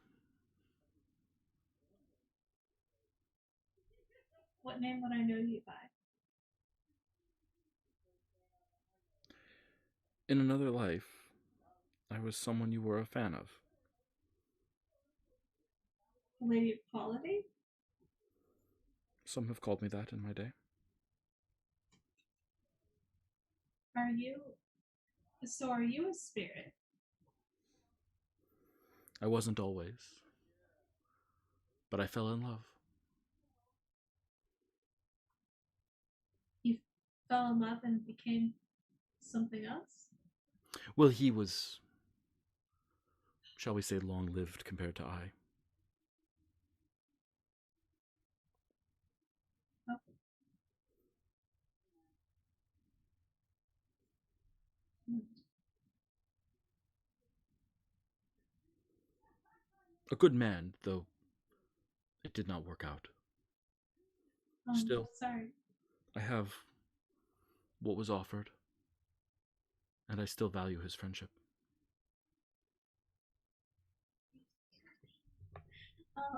Sorry. Sarah's giving me looks. I'm like, I don't know. Dang. Okay.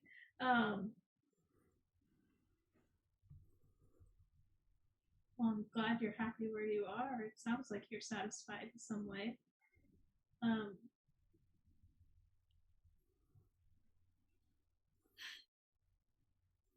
And are you happy where you are, Juno? Forgive the formality. Oh, you can call me Juno. That's fine. I mean, I read your book.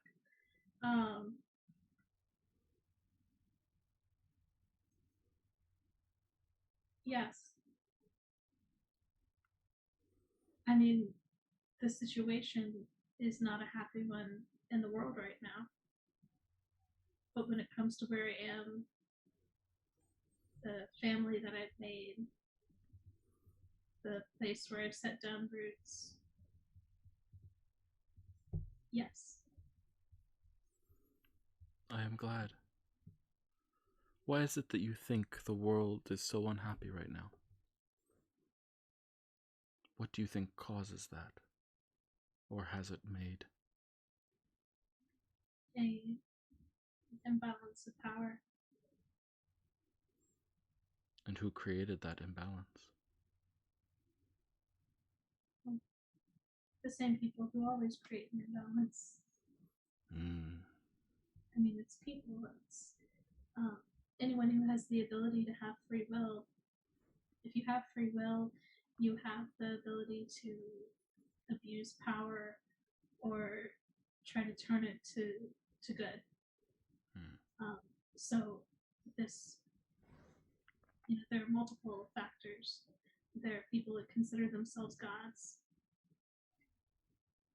that cause this turmoil. There are people who consider themselves mortals but want to be gods. No shade. And of course the reverse as well, yes? Gods or spirits who seek to alleviate the chaos. Yes, seek to help. True. Are you one of those? Do not think me so simple. I have my own goals. everybody does. Not assuming.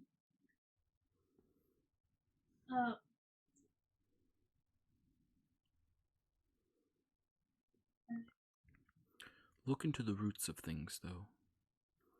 You have lain down your own, and I appreciate the stability. When you are a tree that is stable, then many come to you to lie in your shade. But when the tree has rotten roots, look not to the motive, the greed, the willingness for chaos. Look instead to the soil that feeds it.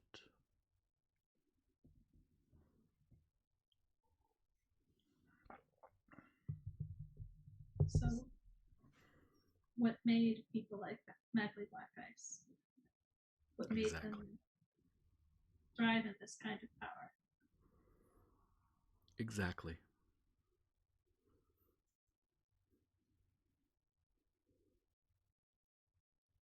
Okay, thank you. How's your father? My father? Yes. I don't know who my father is. Oh. Have I met him? I'm sorry, I do not know. I assumed you knew. I apologize. No, who was it?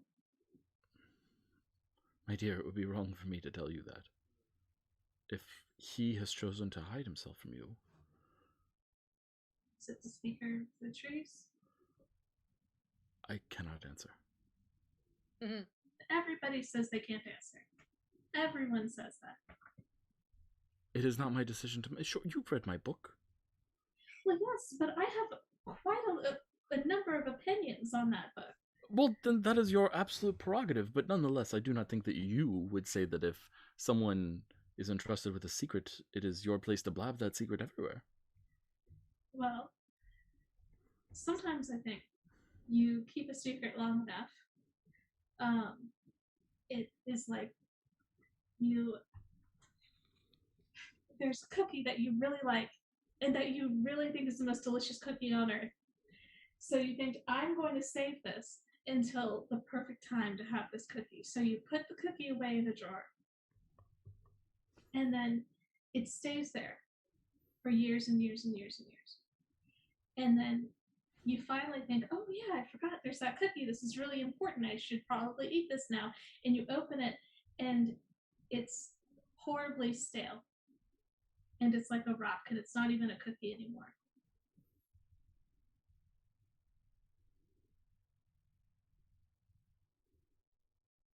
I understand your metaphor, but that is your father's stale cookie. I cannot give it to you.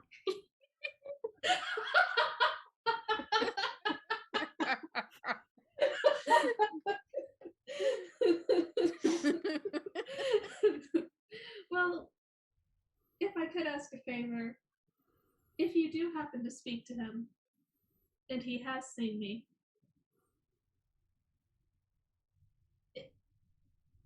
if you find it not entirely rude to mention that the cookie is going stale. You hear a polite laugh, and she says, I'll write him a sternly worded letter right away. You are amazing. No, I mean, really, like, I've gone through that book, front and back. I thought you had opinions. I do have opinions, but that doesn't necessarily mean that all of them are bad. I think I might have gotten a dated version. I wrote it long ago. Well. Look to the soil, though. See what is feeding this. And the ring ceases to glow and ceases to vibrate. And Gina is going to sigh and look over at Fuzzball, who's asleep, chilling out, dreaming dreams of Fox Folk baby food. And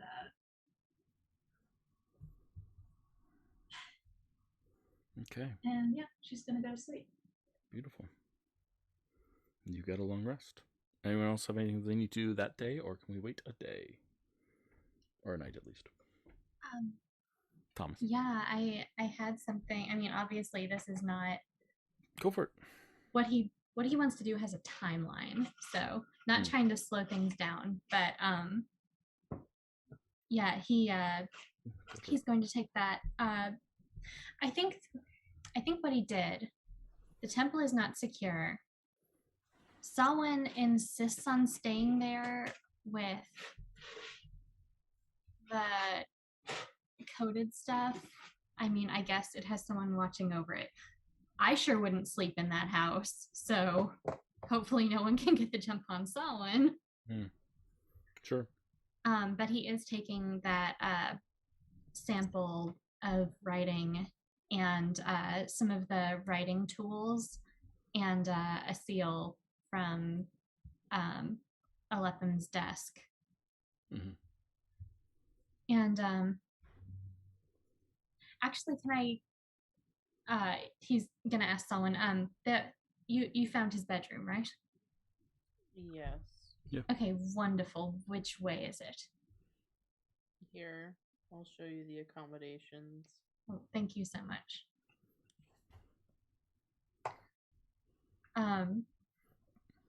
Does he have any kind of cologne or anything? Sure. Yeah, absolutely. He's a prince. He's fastidious. You see all sorts of things that are like cleanliness things. All sorts of products. He's prone to he's sort of got a couple of different modes depending on his attitude, and definitely uses makeup to accentuate those modes. You see like both like makeup that would be considered like hyper like masculine, and then also makeup that's considered softer, and then most disturbingly you see makeup that like would just wash out a face and make it very bland, for like maybe spy work, like a disguise kit thing. Like a disguise kit. He's got a whole set of stuff. Yes, he's got all sorts of yeah, he's this guy is loaded like a prince.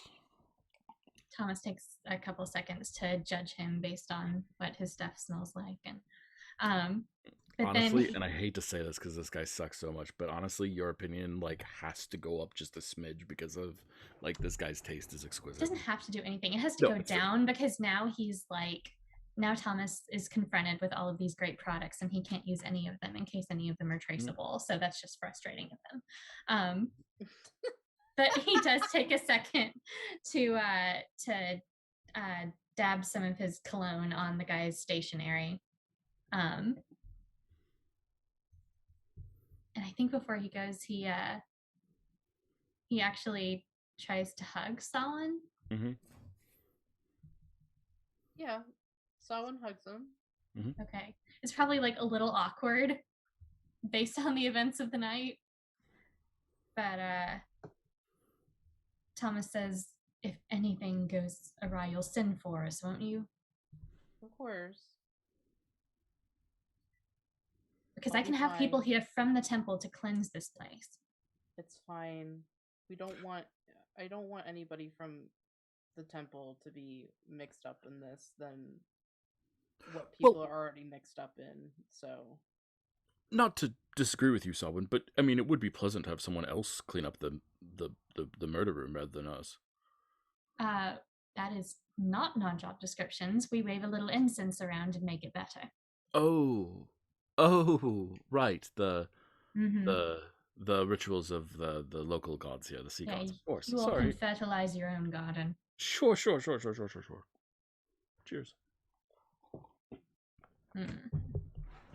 He just gives Solon a look as he goes reluctantly.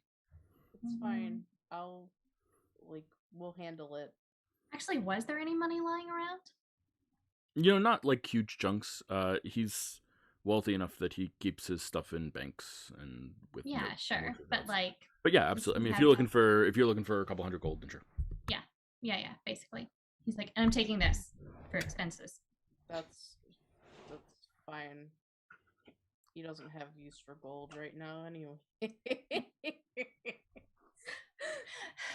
I'm trying to keep the gloating to a minimum because this house is literally the creepiest, but all right. Talk to you in the morning. If we don't hear from you, we're coming over. That's fine.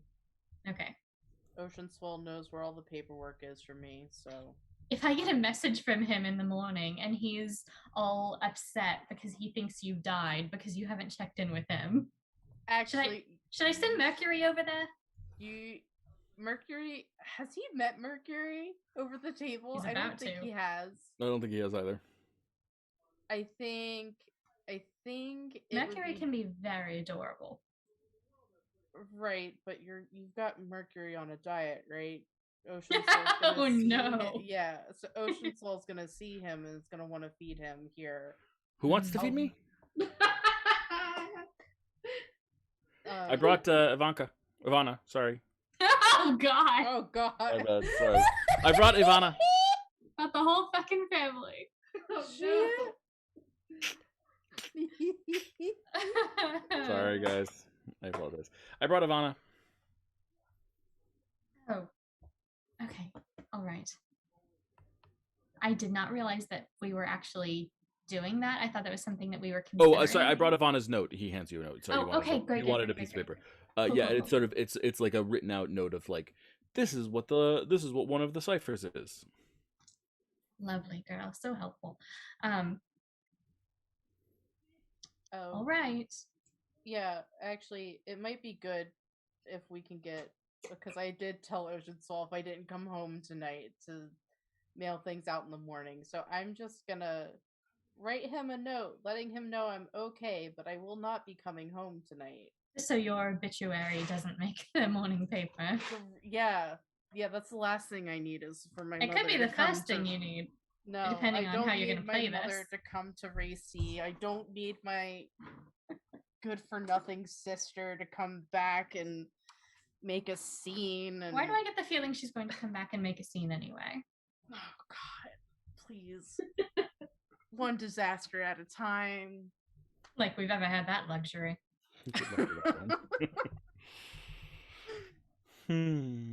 All right. Well, I can drop this note on the way to the forges, if you'd like. Yes, please. Cheers. Please don't get possessed. Thomas is going to... he and Kaz would go together, probably, even if Kaz is heading back to Lady Areas. They would, pick their way through the yard carefully together, right? Yeah.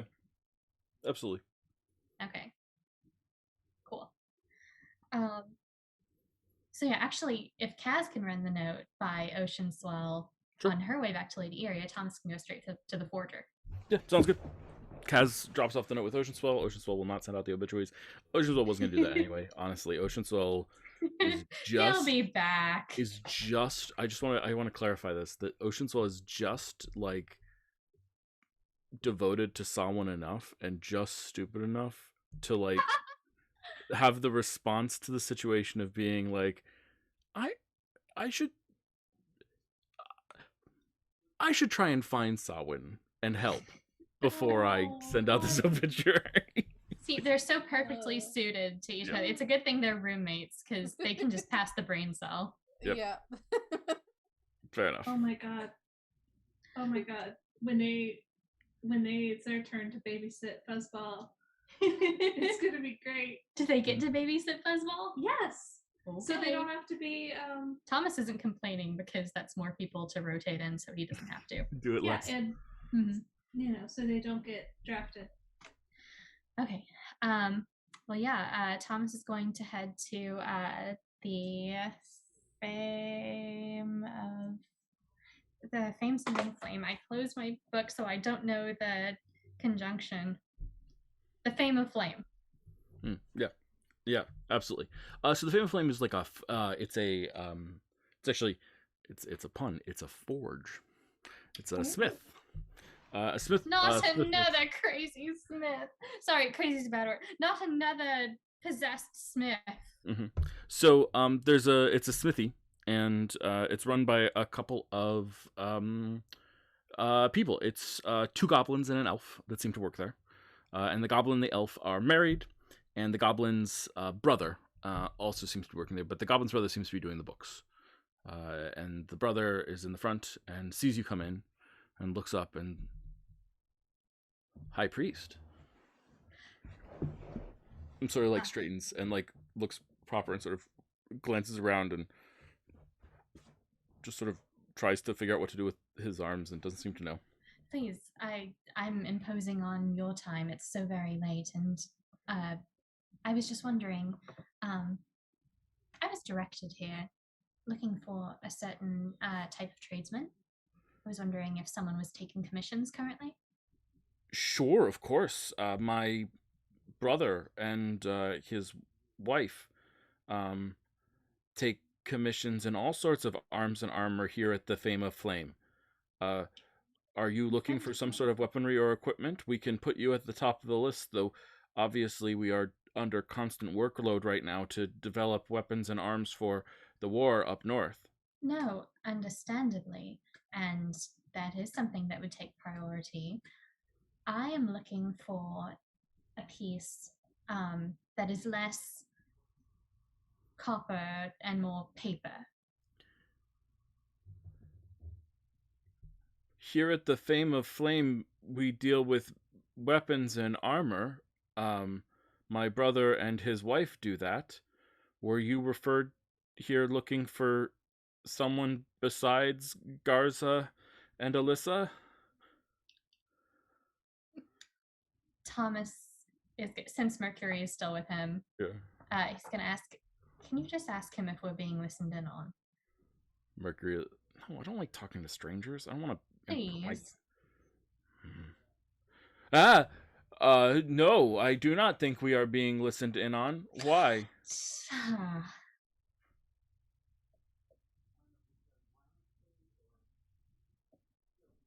Insight check. Yeah, roll an insight check. Don't think I'm gonna get lucky like last time, but that's a natural 20, 27. Mm-hmm. Yeah, he is like this is a comedy of errors moment. He is like you've said everything right to get him to say, "Oh yeah, I do forgery," but like you're a high priest. He can't even imagine that that's what you're here for. You're gonna have to like tell him. He's not in danger or anything like that. He's just like the high priest is here. I'm not like I'm what you know. That's like fine. He's overwhelmed by like it's a little bit like imagine like you're a low-level criminal and your cover story is working at this building and then the Pope walks in. It's like I've heard a joke like that. Yeah, I know, right? I mean, but that's what just happened in this guy's life. Okay, well, that's fine.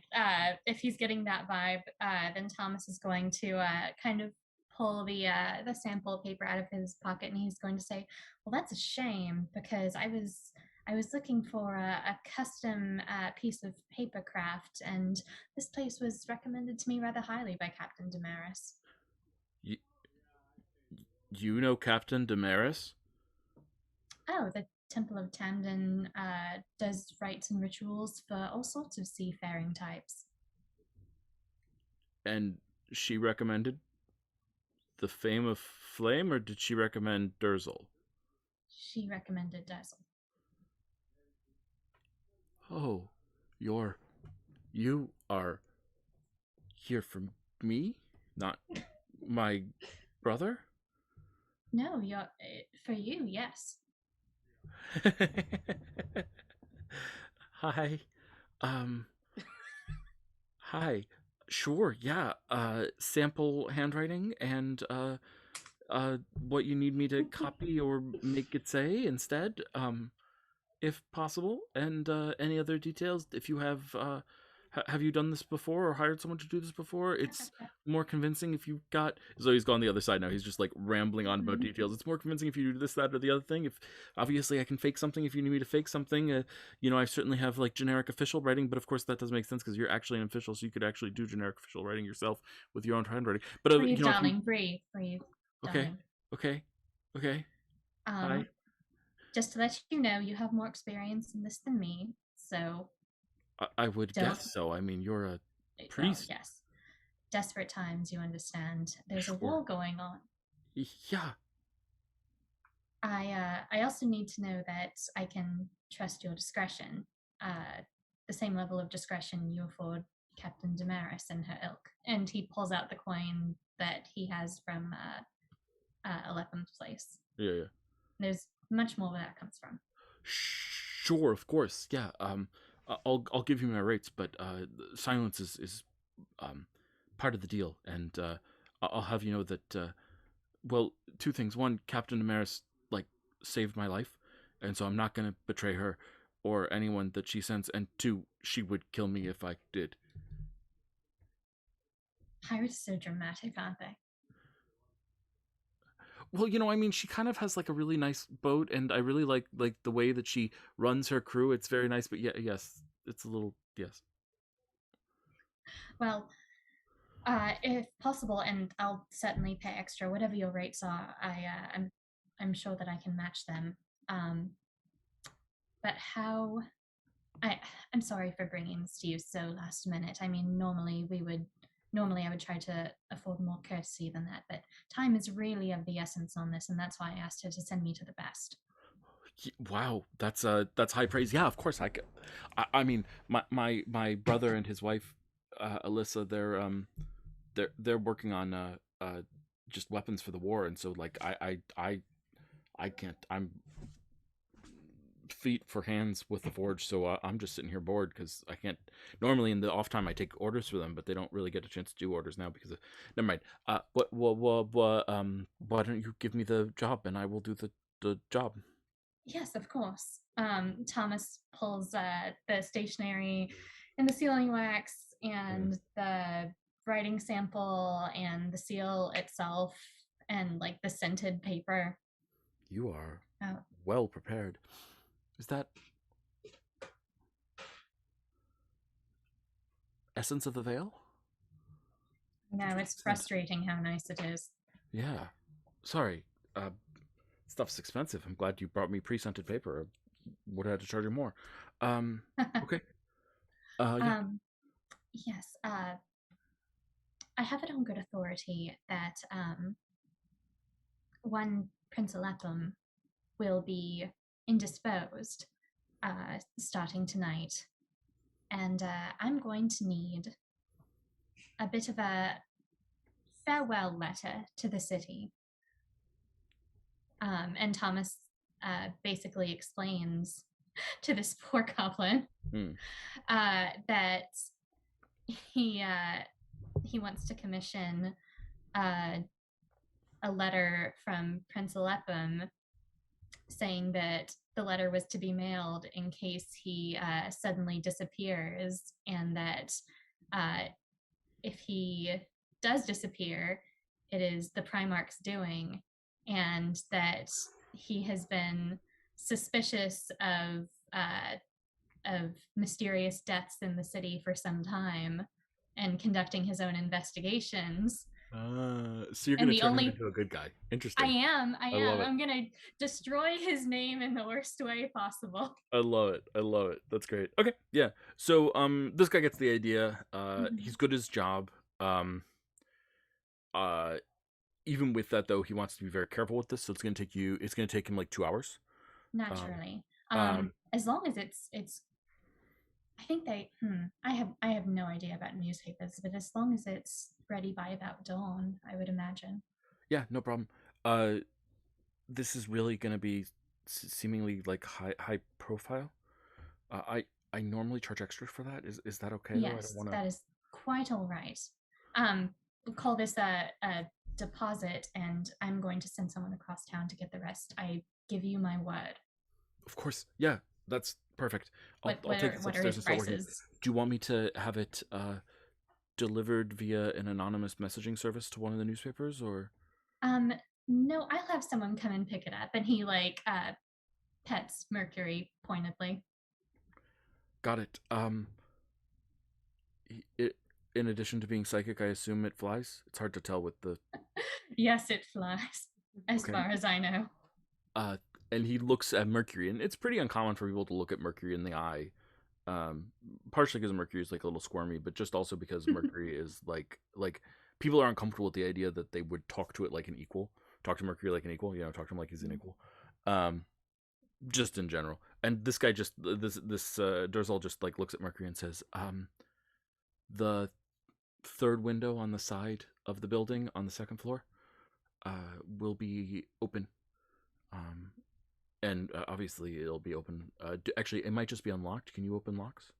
And Mercury just sort of nods, and the guy nods and says, "Okay, I'll be there finishing it up. Give me the full 2 hours though, if you can." And he nods and turns to leave. We'll be back in. I mean, he'll be back in 3. Don't feel the need to rush. It's more important that it's done carefully.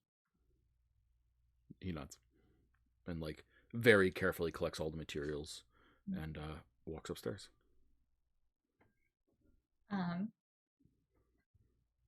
So I don't know what his fee was, but Thomas will. Sorry, he definitely wants to ask. And hold on to that sample writing if you can have Mercury take that as well. Sure. Just burn everything else. You don't need any ties to this. Okay, thank you. And he leaves. Okay. When Thomas gets back to the temple, he's going to summon the flock and have them dip back to the safe house and just get a few like bags of coin and just like a little tiny dragon parade of riches across the city. Of course, yeah, I love it. Beautiful. Okay, excellent.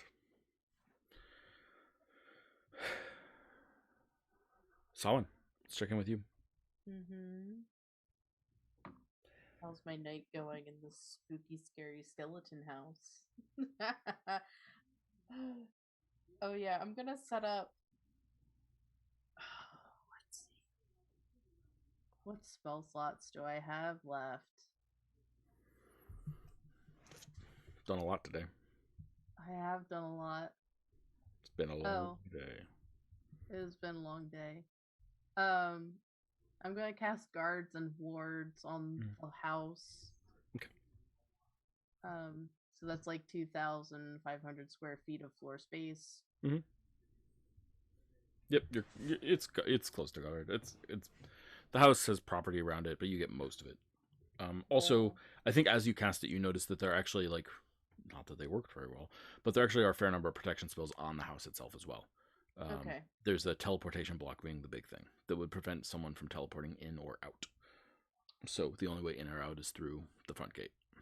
Good. Yeah. Good. So as you do this, Oz, this is going to speak to you. Okay. I've never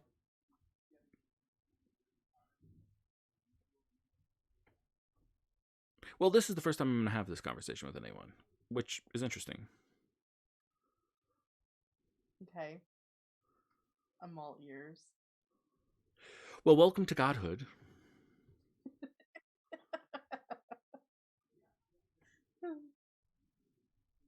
Thank you. I suppose. Sort of. I mean, you've made steps.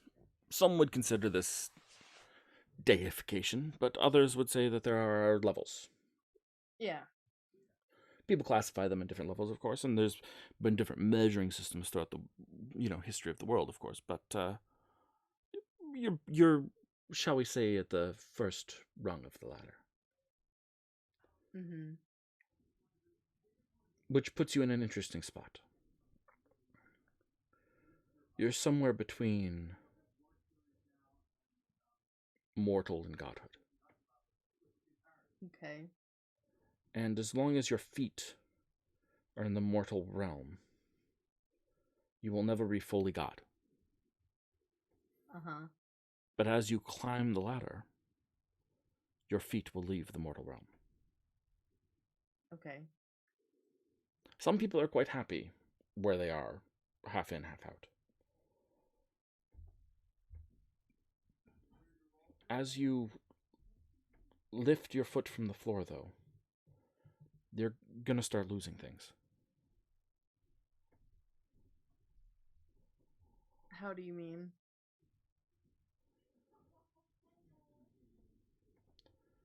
You can't be a full god and remember your mortal life.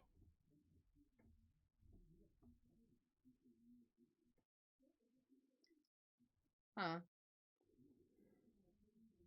To be a god and to be immortal are opposed. So, your friends, your family, everyone, everything you've done, every ally you've made, even this conversation that we are having right now, all of it will fade.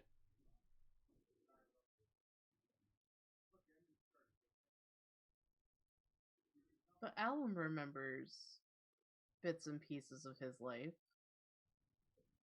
He does. He is very low on the ladder.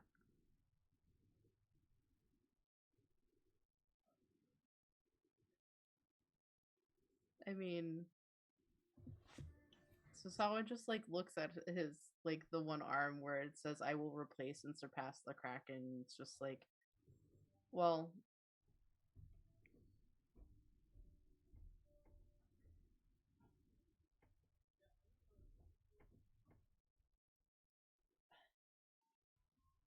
I don't regret the decision that I made.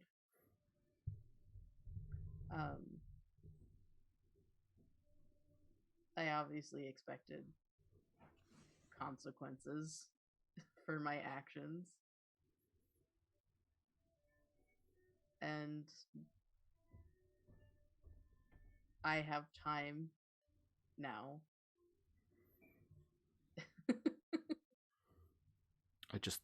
I wanted you to be aware.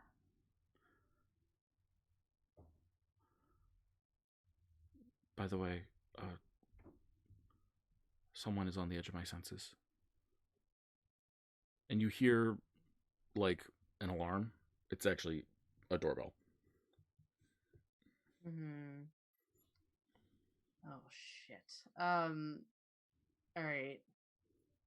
Can you make me look like, or I can make myself look like him. I have disguise It's self. not that kind of person. Oh, you mean like They're here for you. me specifically? Because of what you just did. Of course. Alright. Oh, fuck. Alright. Sure. He'll wear an illusion at first, but he'll take it off when he gets inside. Like a too warm cloak. Should I be concerned? Depends on what he says. Alright. I'll do my best to protect you. Have I met him before?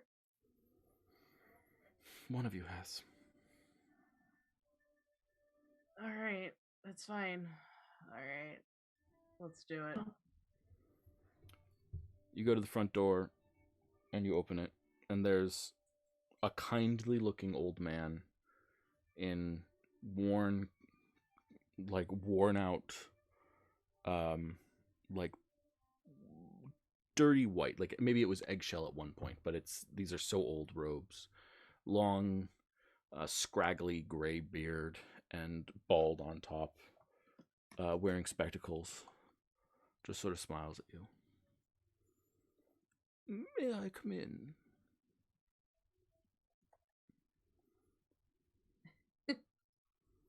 You may. Walks in, hobbling. I shut the door. Oh, I've also like I made sure to put up another glyph on the crown too. I would have put that back. Perfect. Yeah. Do you have a sitting room that we could speak in? Yeah, I'll take him to the study, I guess. Mm-hmm. He sits down in a chair and looks at you and says, do you prefer The illusion, which is friendly, or the truth, which is, well, not unfriendly, at least some people find disquieting. You made us, like, you don't need to sugarcoat anything for me. He sits up straight and just runs his hand over his face, and the flesh on his face disappears. You see the pale one sitting before you.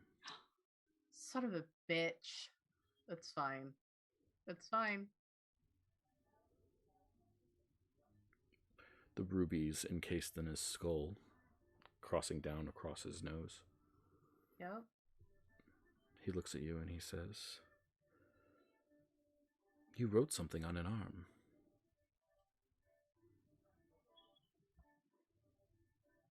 Might have. I like it.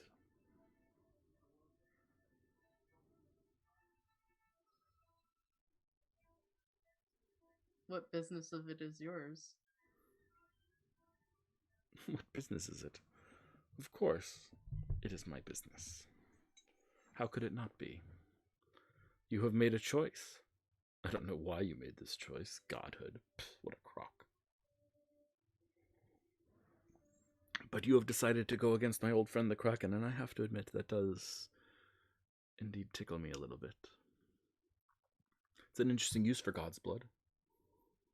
Not the blood magic I would use it for. And he holds up a hand, and you see purple lightning just crackles between his fingers loosely. Some fucking Palpatine shit.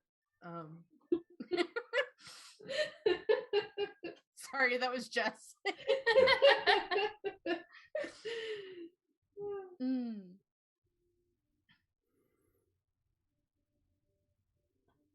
Come. Oh, I Speak. didn't Oh, you want me to tell you why I did it? Oh, well, I admit to some passing curiosity. It was a decision that you made. I was curious as to the reasons for it, I guess, but more I'm interested in your intentions with the Kraken and how I can help. Why does that concern you? It doesn't. It mostly just tickles me. Okay.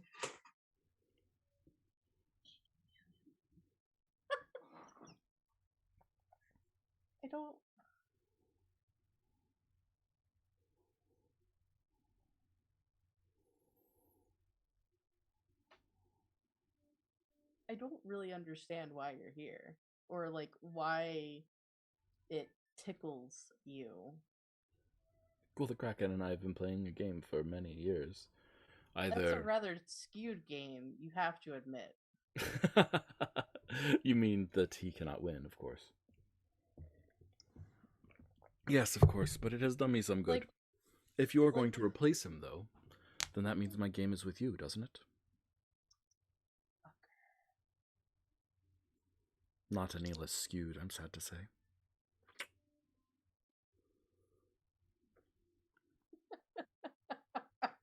like, someone just laughs at him, like, just like with his whole chest.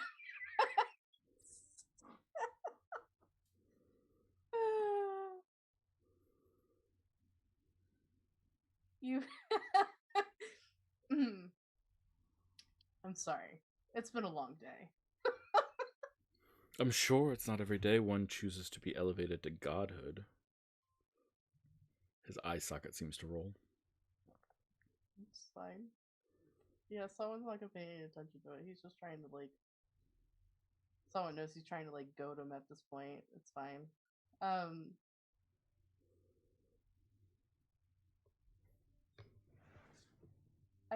I've never really understood what amusement one gets as an adult playing chess with a toddler.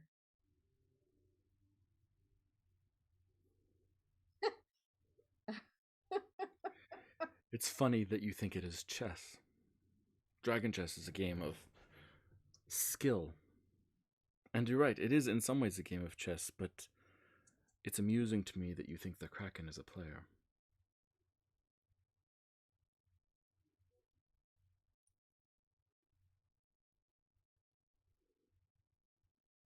I mean, as far as your game is concerned with him, he thinks he is. Yes. So do all my pawns.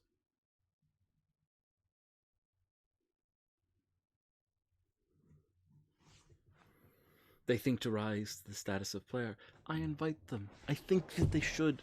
I hope that they do. Okay. But they are not. However, one must speak to someone in order to get them to do what you want them to do. He tries to impress me. He tries to throw me off my game. And in so doing, what does he do but enact my plan, my will, my goals?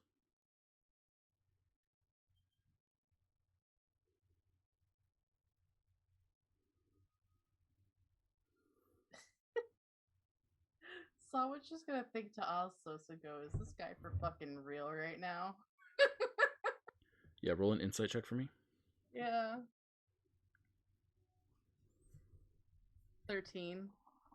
Osthos is quivering in fear. Really? Yes. Alright. Okay.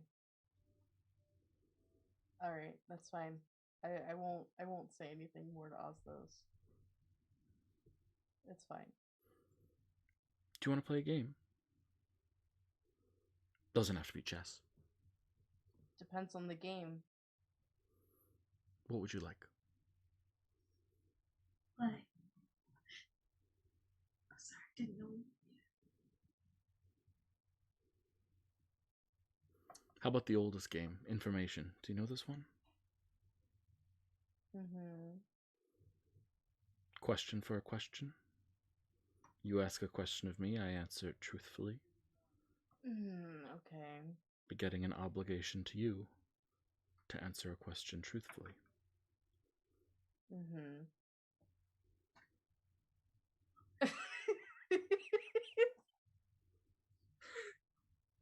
Alright. Why don't you go first? And like with that, I think he holds up his hand and pulls it down. And as he pulls it down, he conjures a cup of something dark to drink. And he just sips them. Okay. So Oslos has not said anything. No. He has no intention of saying anything to me. I think he whispers to you, be careful. And the game is binding, but literal.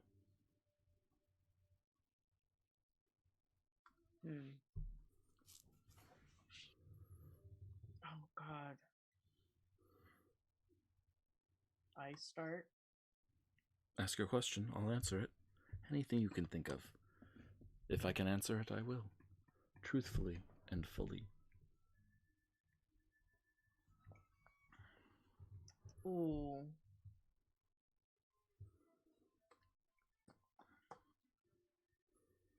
Sorry, my brain's like working in. Yeah, I get it. It's directions. It's a tough one.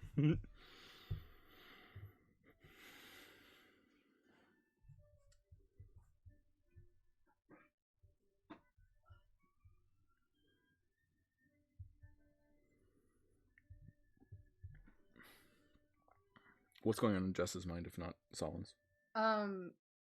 So there's a couple of different directions that like I would like to take this. Mhm. Like I want to know what the purpose is of him putting Yemis in the fishbowl. The other thought is, what purpose does it serve to have Panarin at all in a necklace sitting on the Prian Emperor's neck? And then like he'll answer truthfully.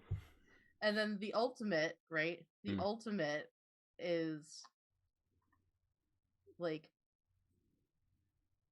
what is his deal?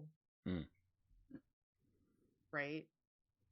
Like, well, as a person. Yeah, I mean, I think the trick with this game to a certain extent is that he'll answer a lot of things truthfully, but if you push him to something that he doesn't want to answer truthfully, that he's not willing to pay the cost, then he will not answer your question and not ask any question of you. If that makes sense. Yeah. So if you push too hard in the one direction, then he might not answer. But you never know.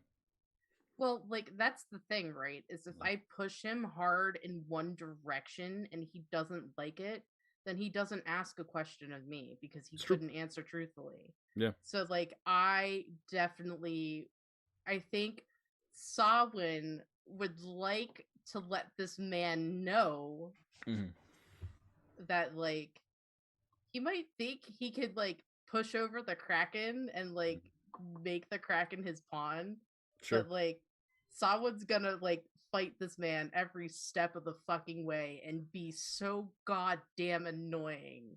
Yeah, sounds great to me. So I would Jess personally, I don't know what question that would be, but I think Sawin would sit and stare at him for a really long time, an uncomfortably long time, and then ask that question that he knows would push this man into not answering the question truthfully. Okay. So I'm in a different position than you here. Okay. I'm not saying it's impossible for you to ask that question, but I'm not certain what that question is. So I don't know if because I'm not certain what that question is, it makes it hard for me to say that you are asking that question. Okay. If that makes sense? Yeah. I have an idea. Okay. I'm gonna pull up my tarot cards and we're gonna see if that that's great. Can help. Yeah, so Sawin's just gonna stare at this man for a really long time. Sawin's also going to just pull a table in front of him and pull out the tarot cards. Make a show of shuffling them. And we'll see if the tarot cards can maybe help put me in a direction to ask or help us narrow down what that question could possibly be. I love it. I really want something to just set. I want to make this man uncomfortable. Yeah, let's do it. 3-card draw. Sounds good. All right. Here we go.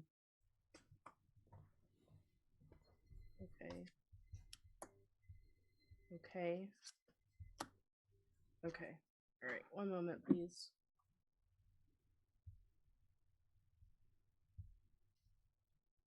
I drew the star reversed. So that means... One moment.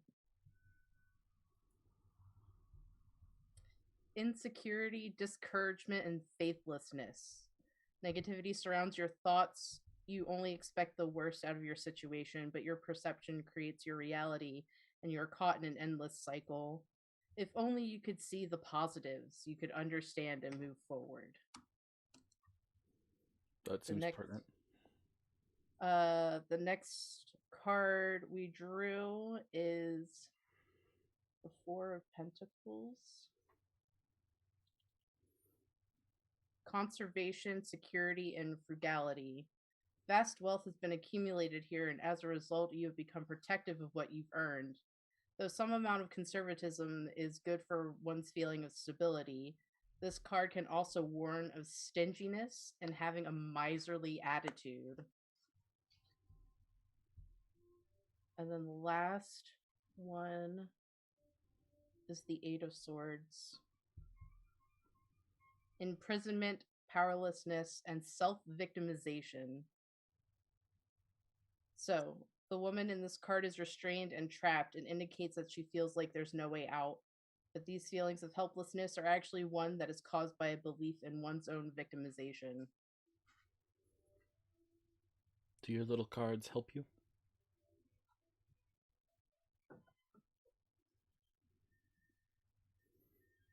When you pull them out? Is that your question? Oh no, sorry. You get to ask first. I want to give you power in the game. Power's a thing you pride yourself on. It's a thing you utilize. I don't know if it's something to be prideful of. It's also something that is more or less constantly in flux. Yes. The fisherman has very little power until there is a shortage of fish. And then the whole society crumbles because of their need.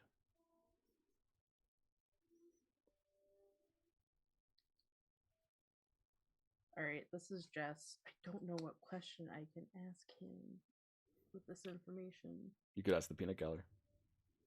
Yeah, does anybody else have, does anybody have an idea of, the question I can ask to put this man on tilt?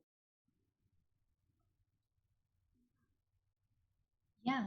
Do you remember your mortal life? Seems topical and can let you know if he's really a god or not. Well, do you remember? You can just answer yes, and then you don't know anything else. Oh, that's true. Maybe asking for a specific memory of his mortal life. Well, if he doesn't remember, then... Well, he's a lich, right? So he would remember. Oh, that's true, that's true. He's not necessarily a god, but he's also the type of person that has made it abundantly clear that he makes an effort to hoard power, right? Maybe are you assisting the Primarch? Or have you promised him anything? Or why the interest in Racy here now?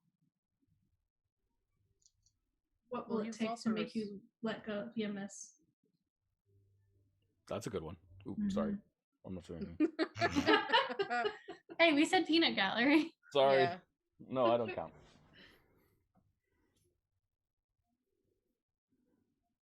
That is really good, though. I'm very worried about Yemis. Aw, do you miss him? Oh.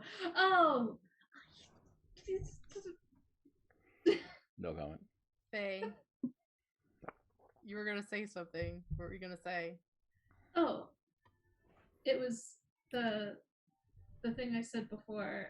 What will it take for him to let go of Yemis? Okay, yeah. If we think that'll be the question that makes him not want to answer.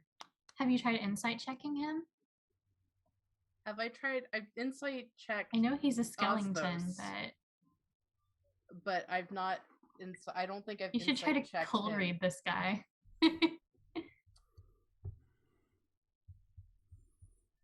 Yeah, well, it's not the first time that I've met him, right? I met him when we had to throw up a wall to protect Racy.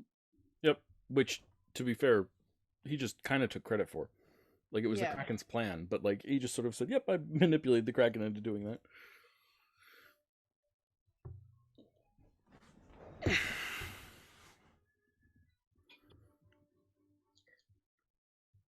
Do we think if I asked him what his end game is, that would be enough to deter? I feel like it wouldn't throw him, but it'd probably make him ask you a big question too. Yeah, that's fine. If he answered, you'd know. Yeah.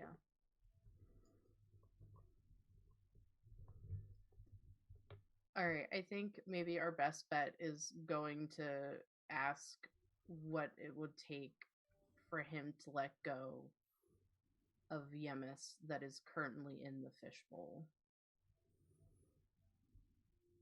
Is that what you're going to ask? Yeah, I feel like that's the thing is I I don't have an idea of like what could possibly like throw him, and like even drawing the tarot cards hasn't really like helped me formulate a question. Yeah, they kind of accurately described the situation you're in rather than, Yeah, you know, it's rather not. than telling Yeah, you what to do, which is yeah, unfortunate. Thanks a lot, magical witch powers. Yeah. yeah. That's fine. I think for like the sake of time and because I can't think of any other question, I think we'll go with that one. Okay. What would it take for me to free Yemis?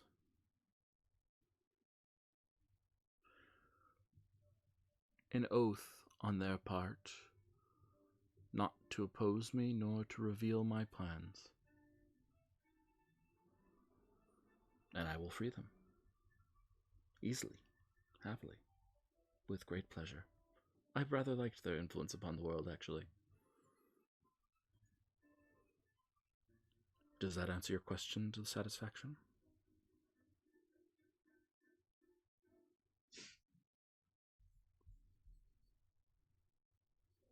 Zawin, I speak openly and honestly. I want to make sure that you feel satisfied.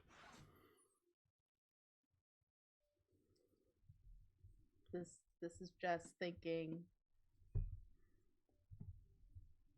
an oath to not hinder you or reveal your plans. Yes.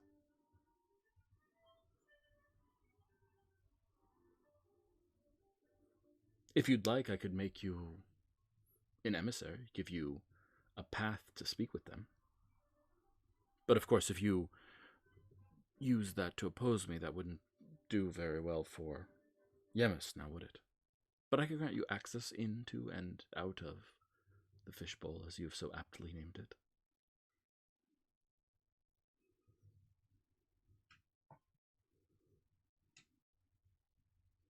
Someone's gonna leave it. We're gonna leave. We're gonna call me satisfied.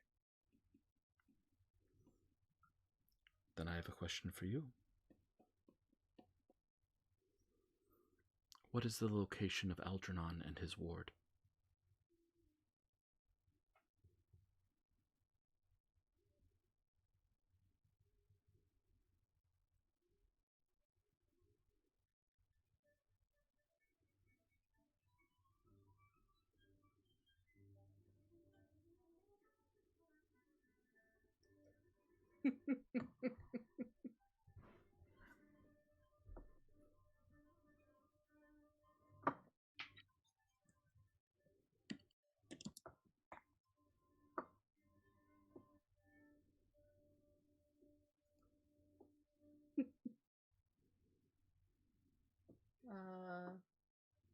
Let's see.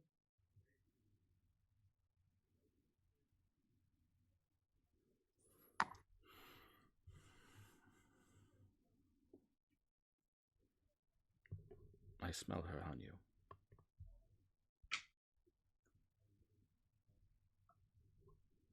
Saim. Are you really going to be that sort of player?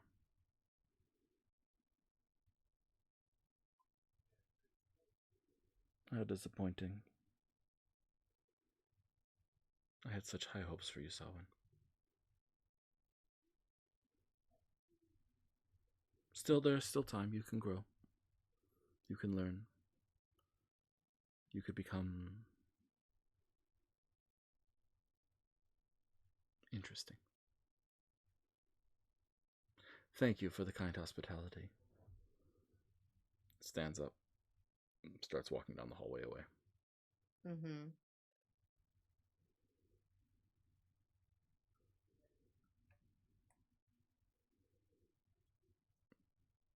Steps outside the door and leaves.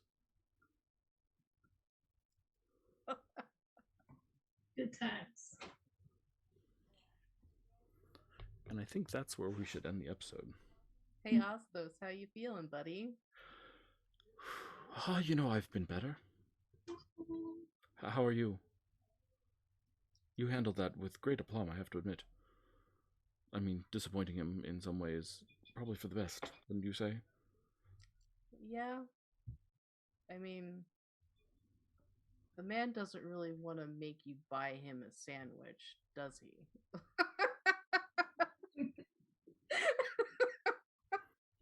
What a phrase. That's a great phrase. That's a great phrase. And that's where we'll end the episode, and I think with that we'll hand out some experience points. Yeah? Just want to make sure that Mercury is able to pick those up and deliver them to the most reliable newspaper we know of. We will have quite the newspaper session next time. Great. So, most reliable newspaper. That's a little bit tricky. But I know, right? Well, God owns the newspapers, but that's okay. Let's see what we got in terms of EXP and where we be at. Okay. First up, did we get to know more about Magli, Blackice, his conspirators, or his plots, or whatever? Yeah. Mm-hmm. Absolutely. Beautiful. Next up, did you express your class, species, or background? I mean, Solomon's a shoo-in.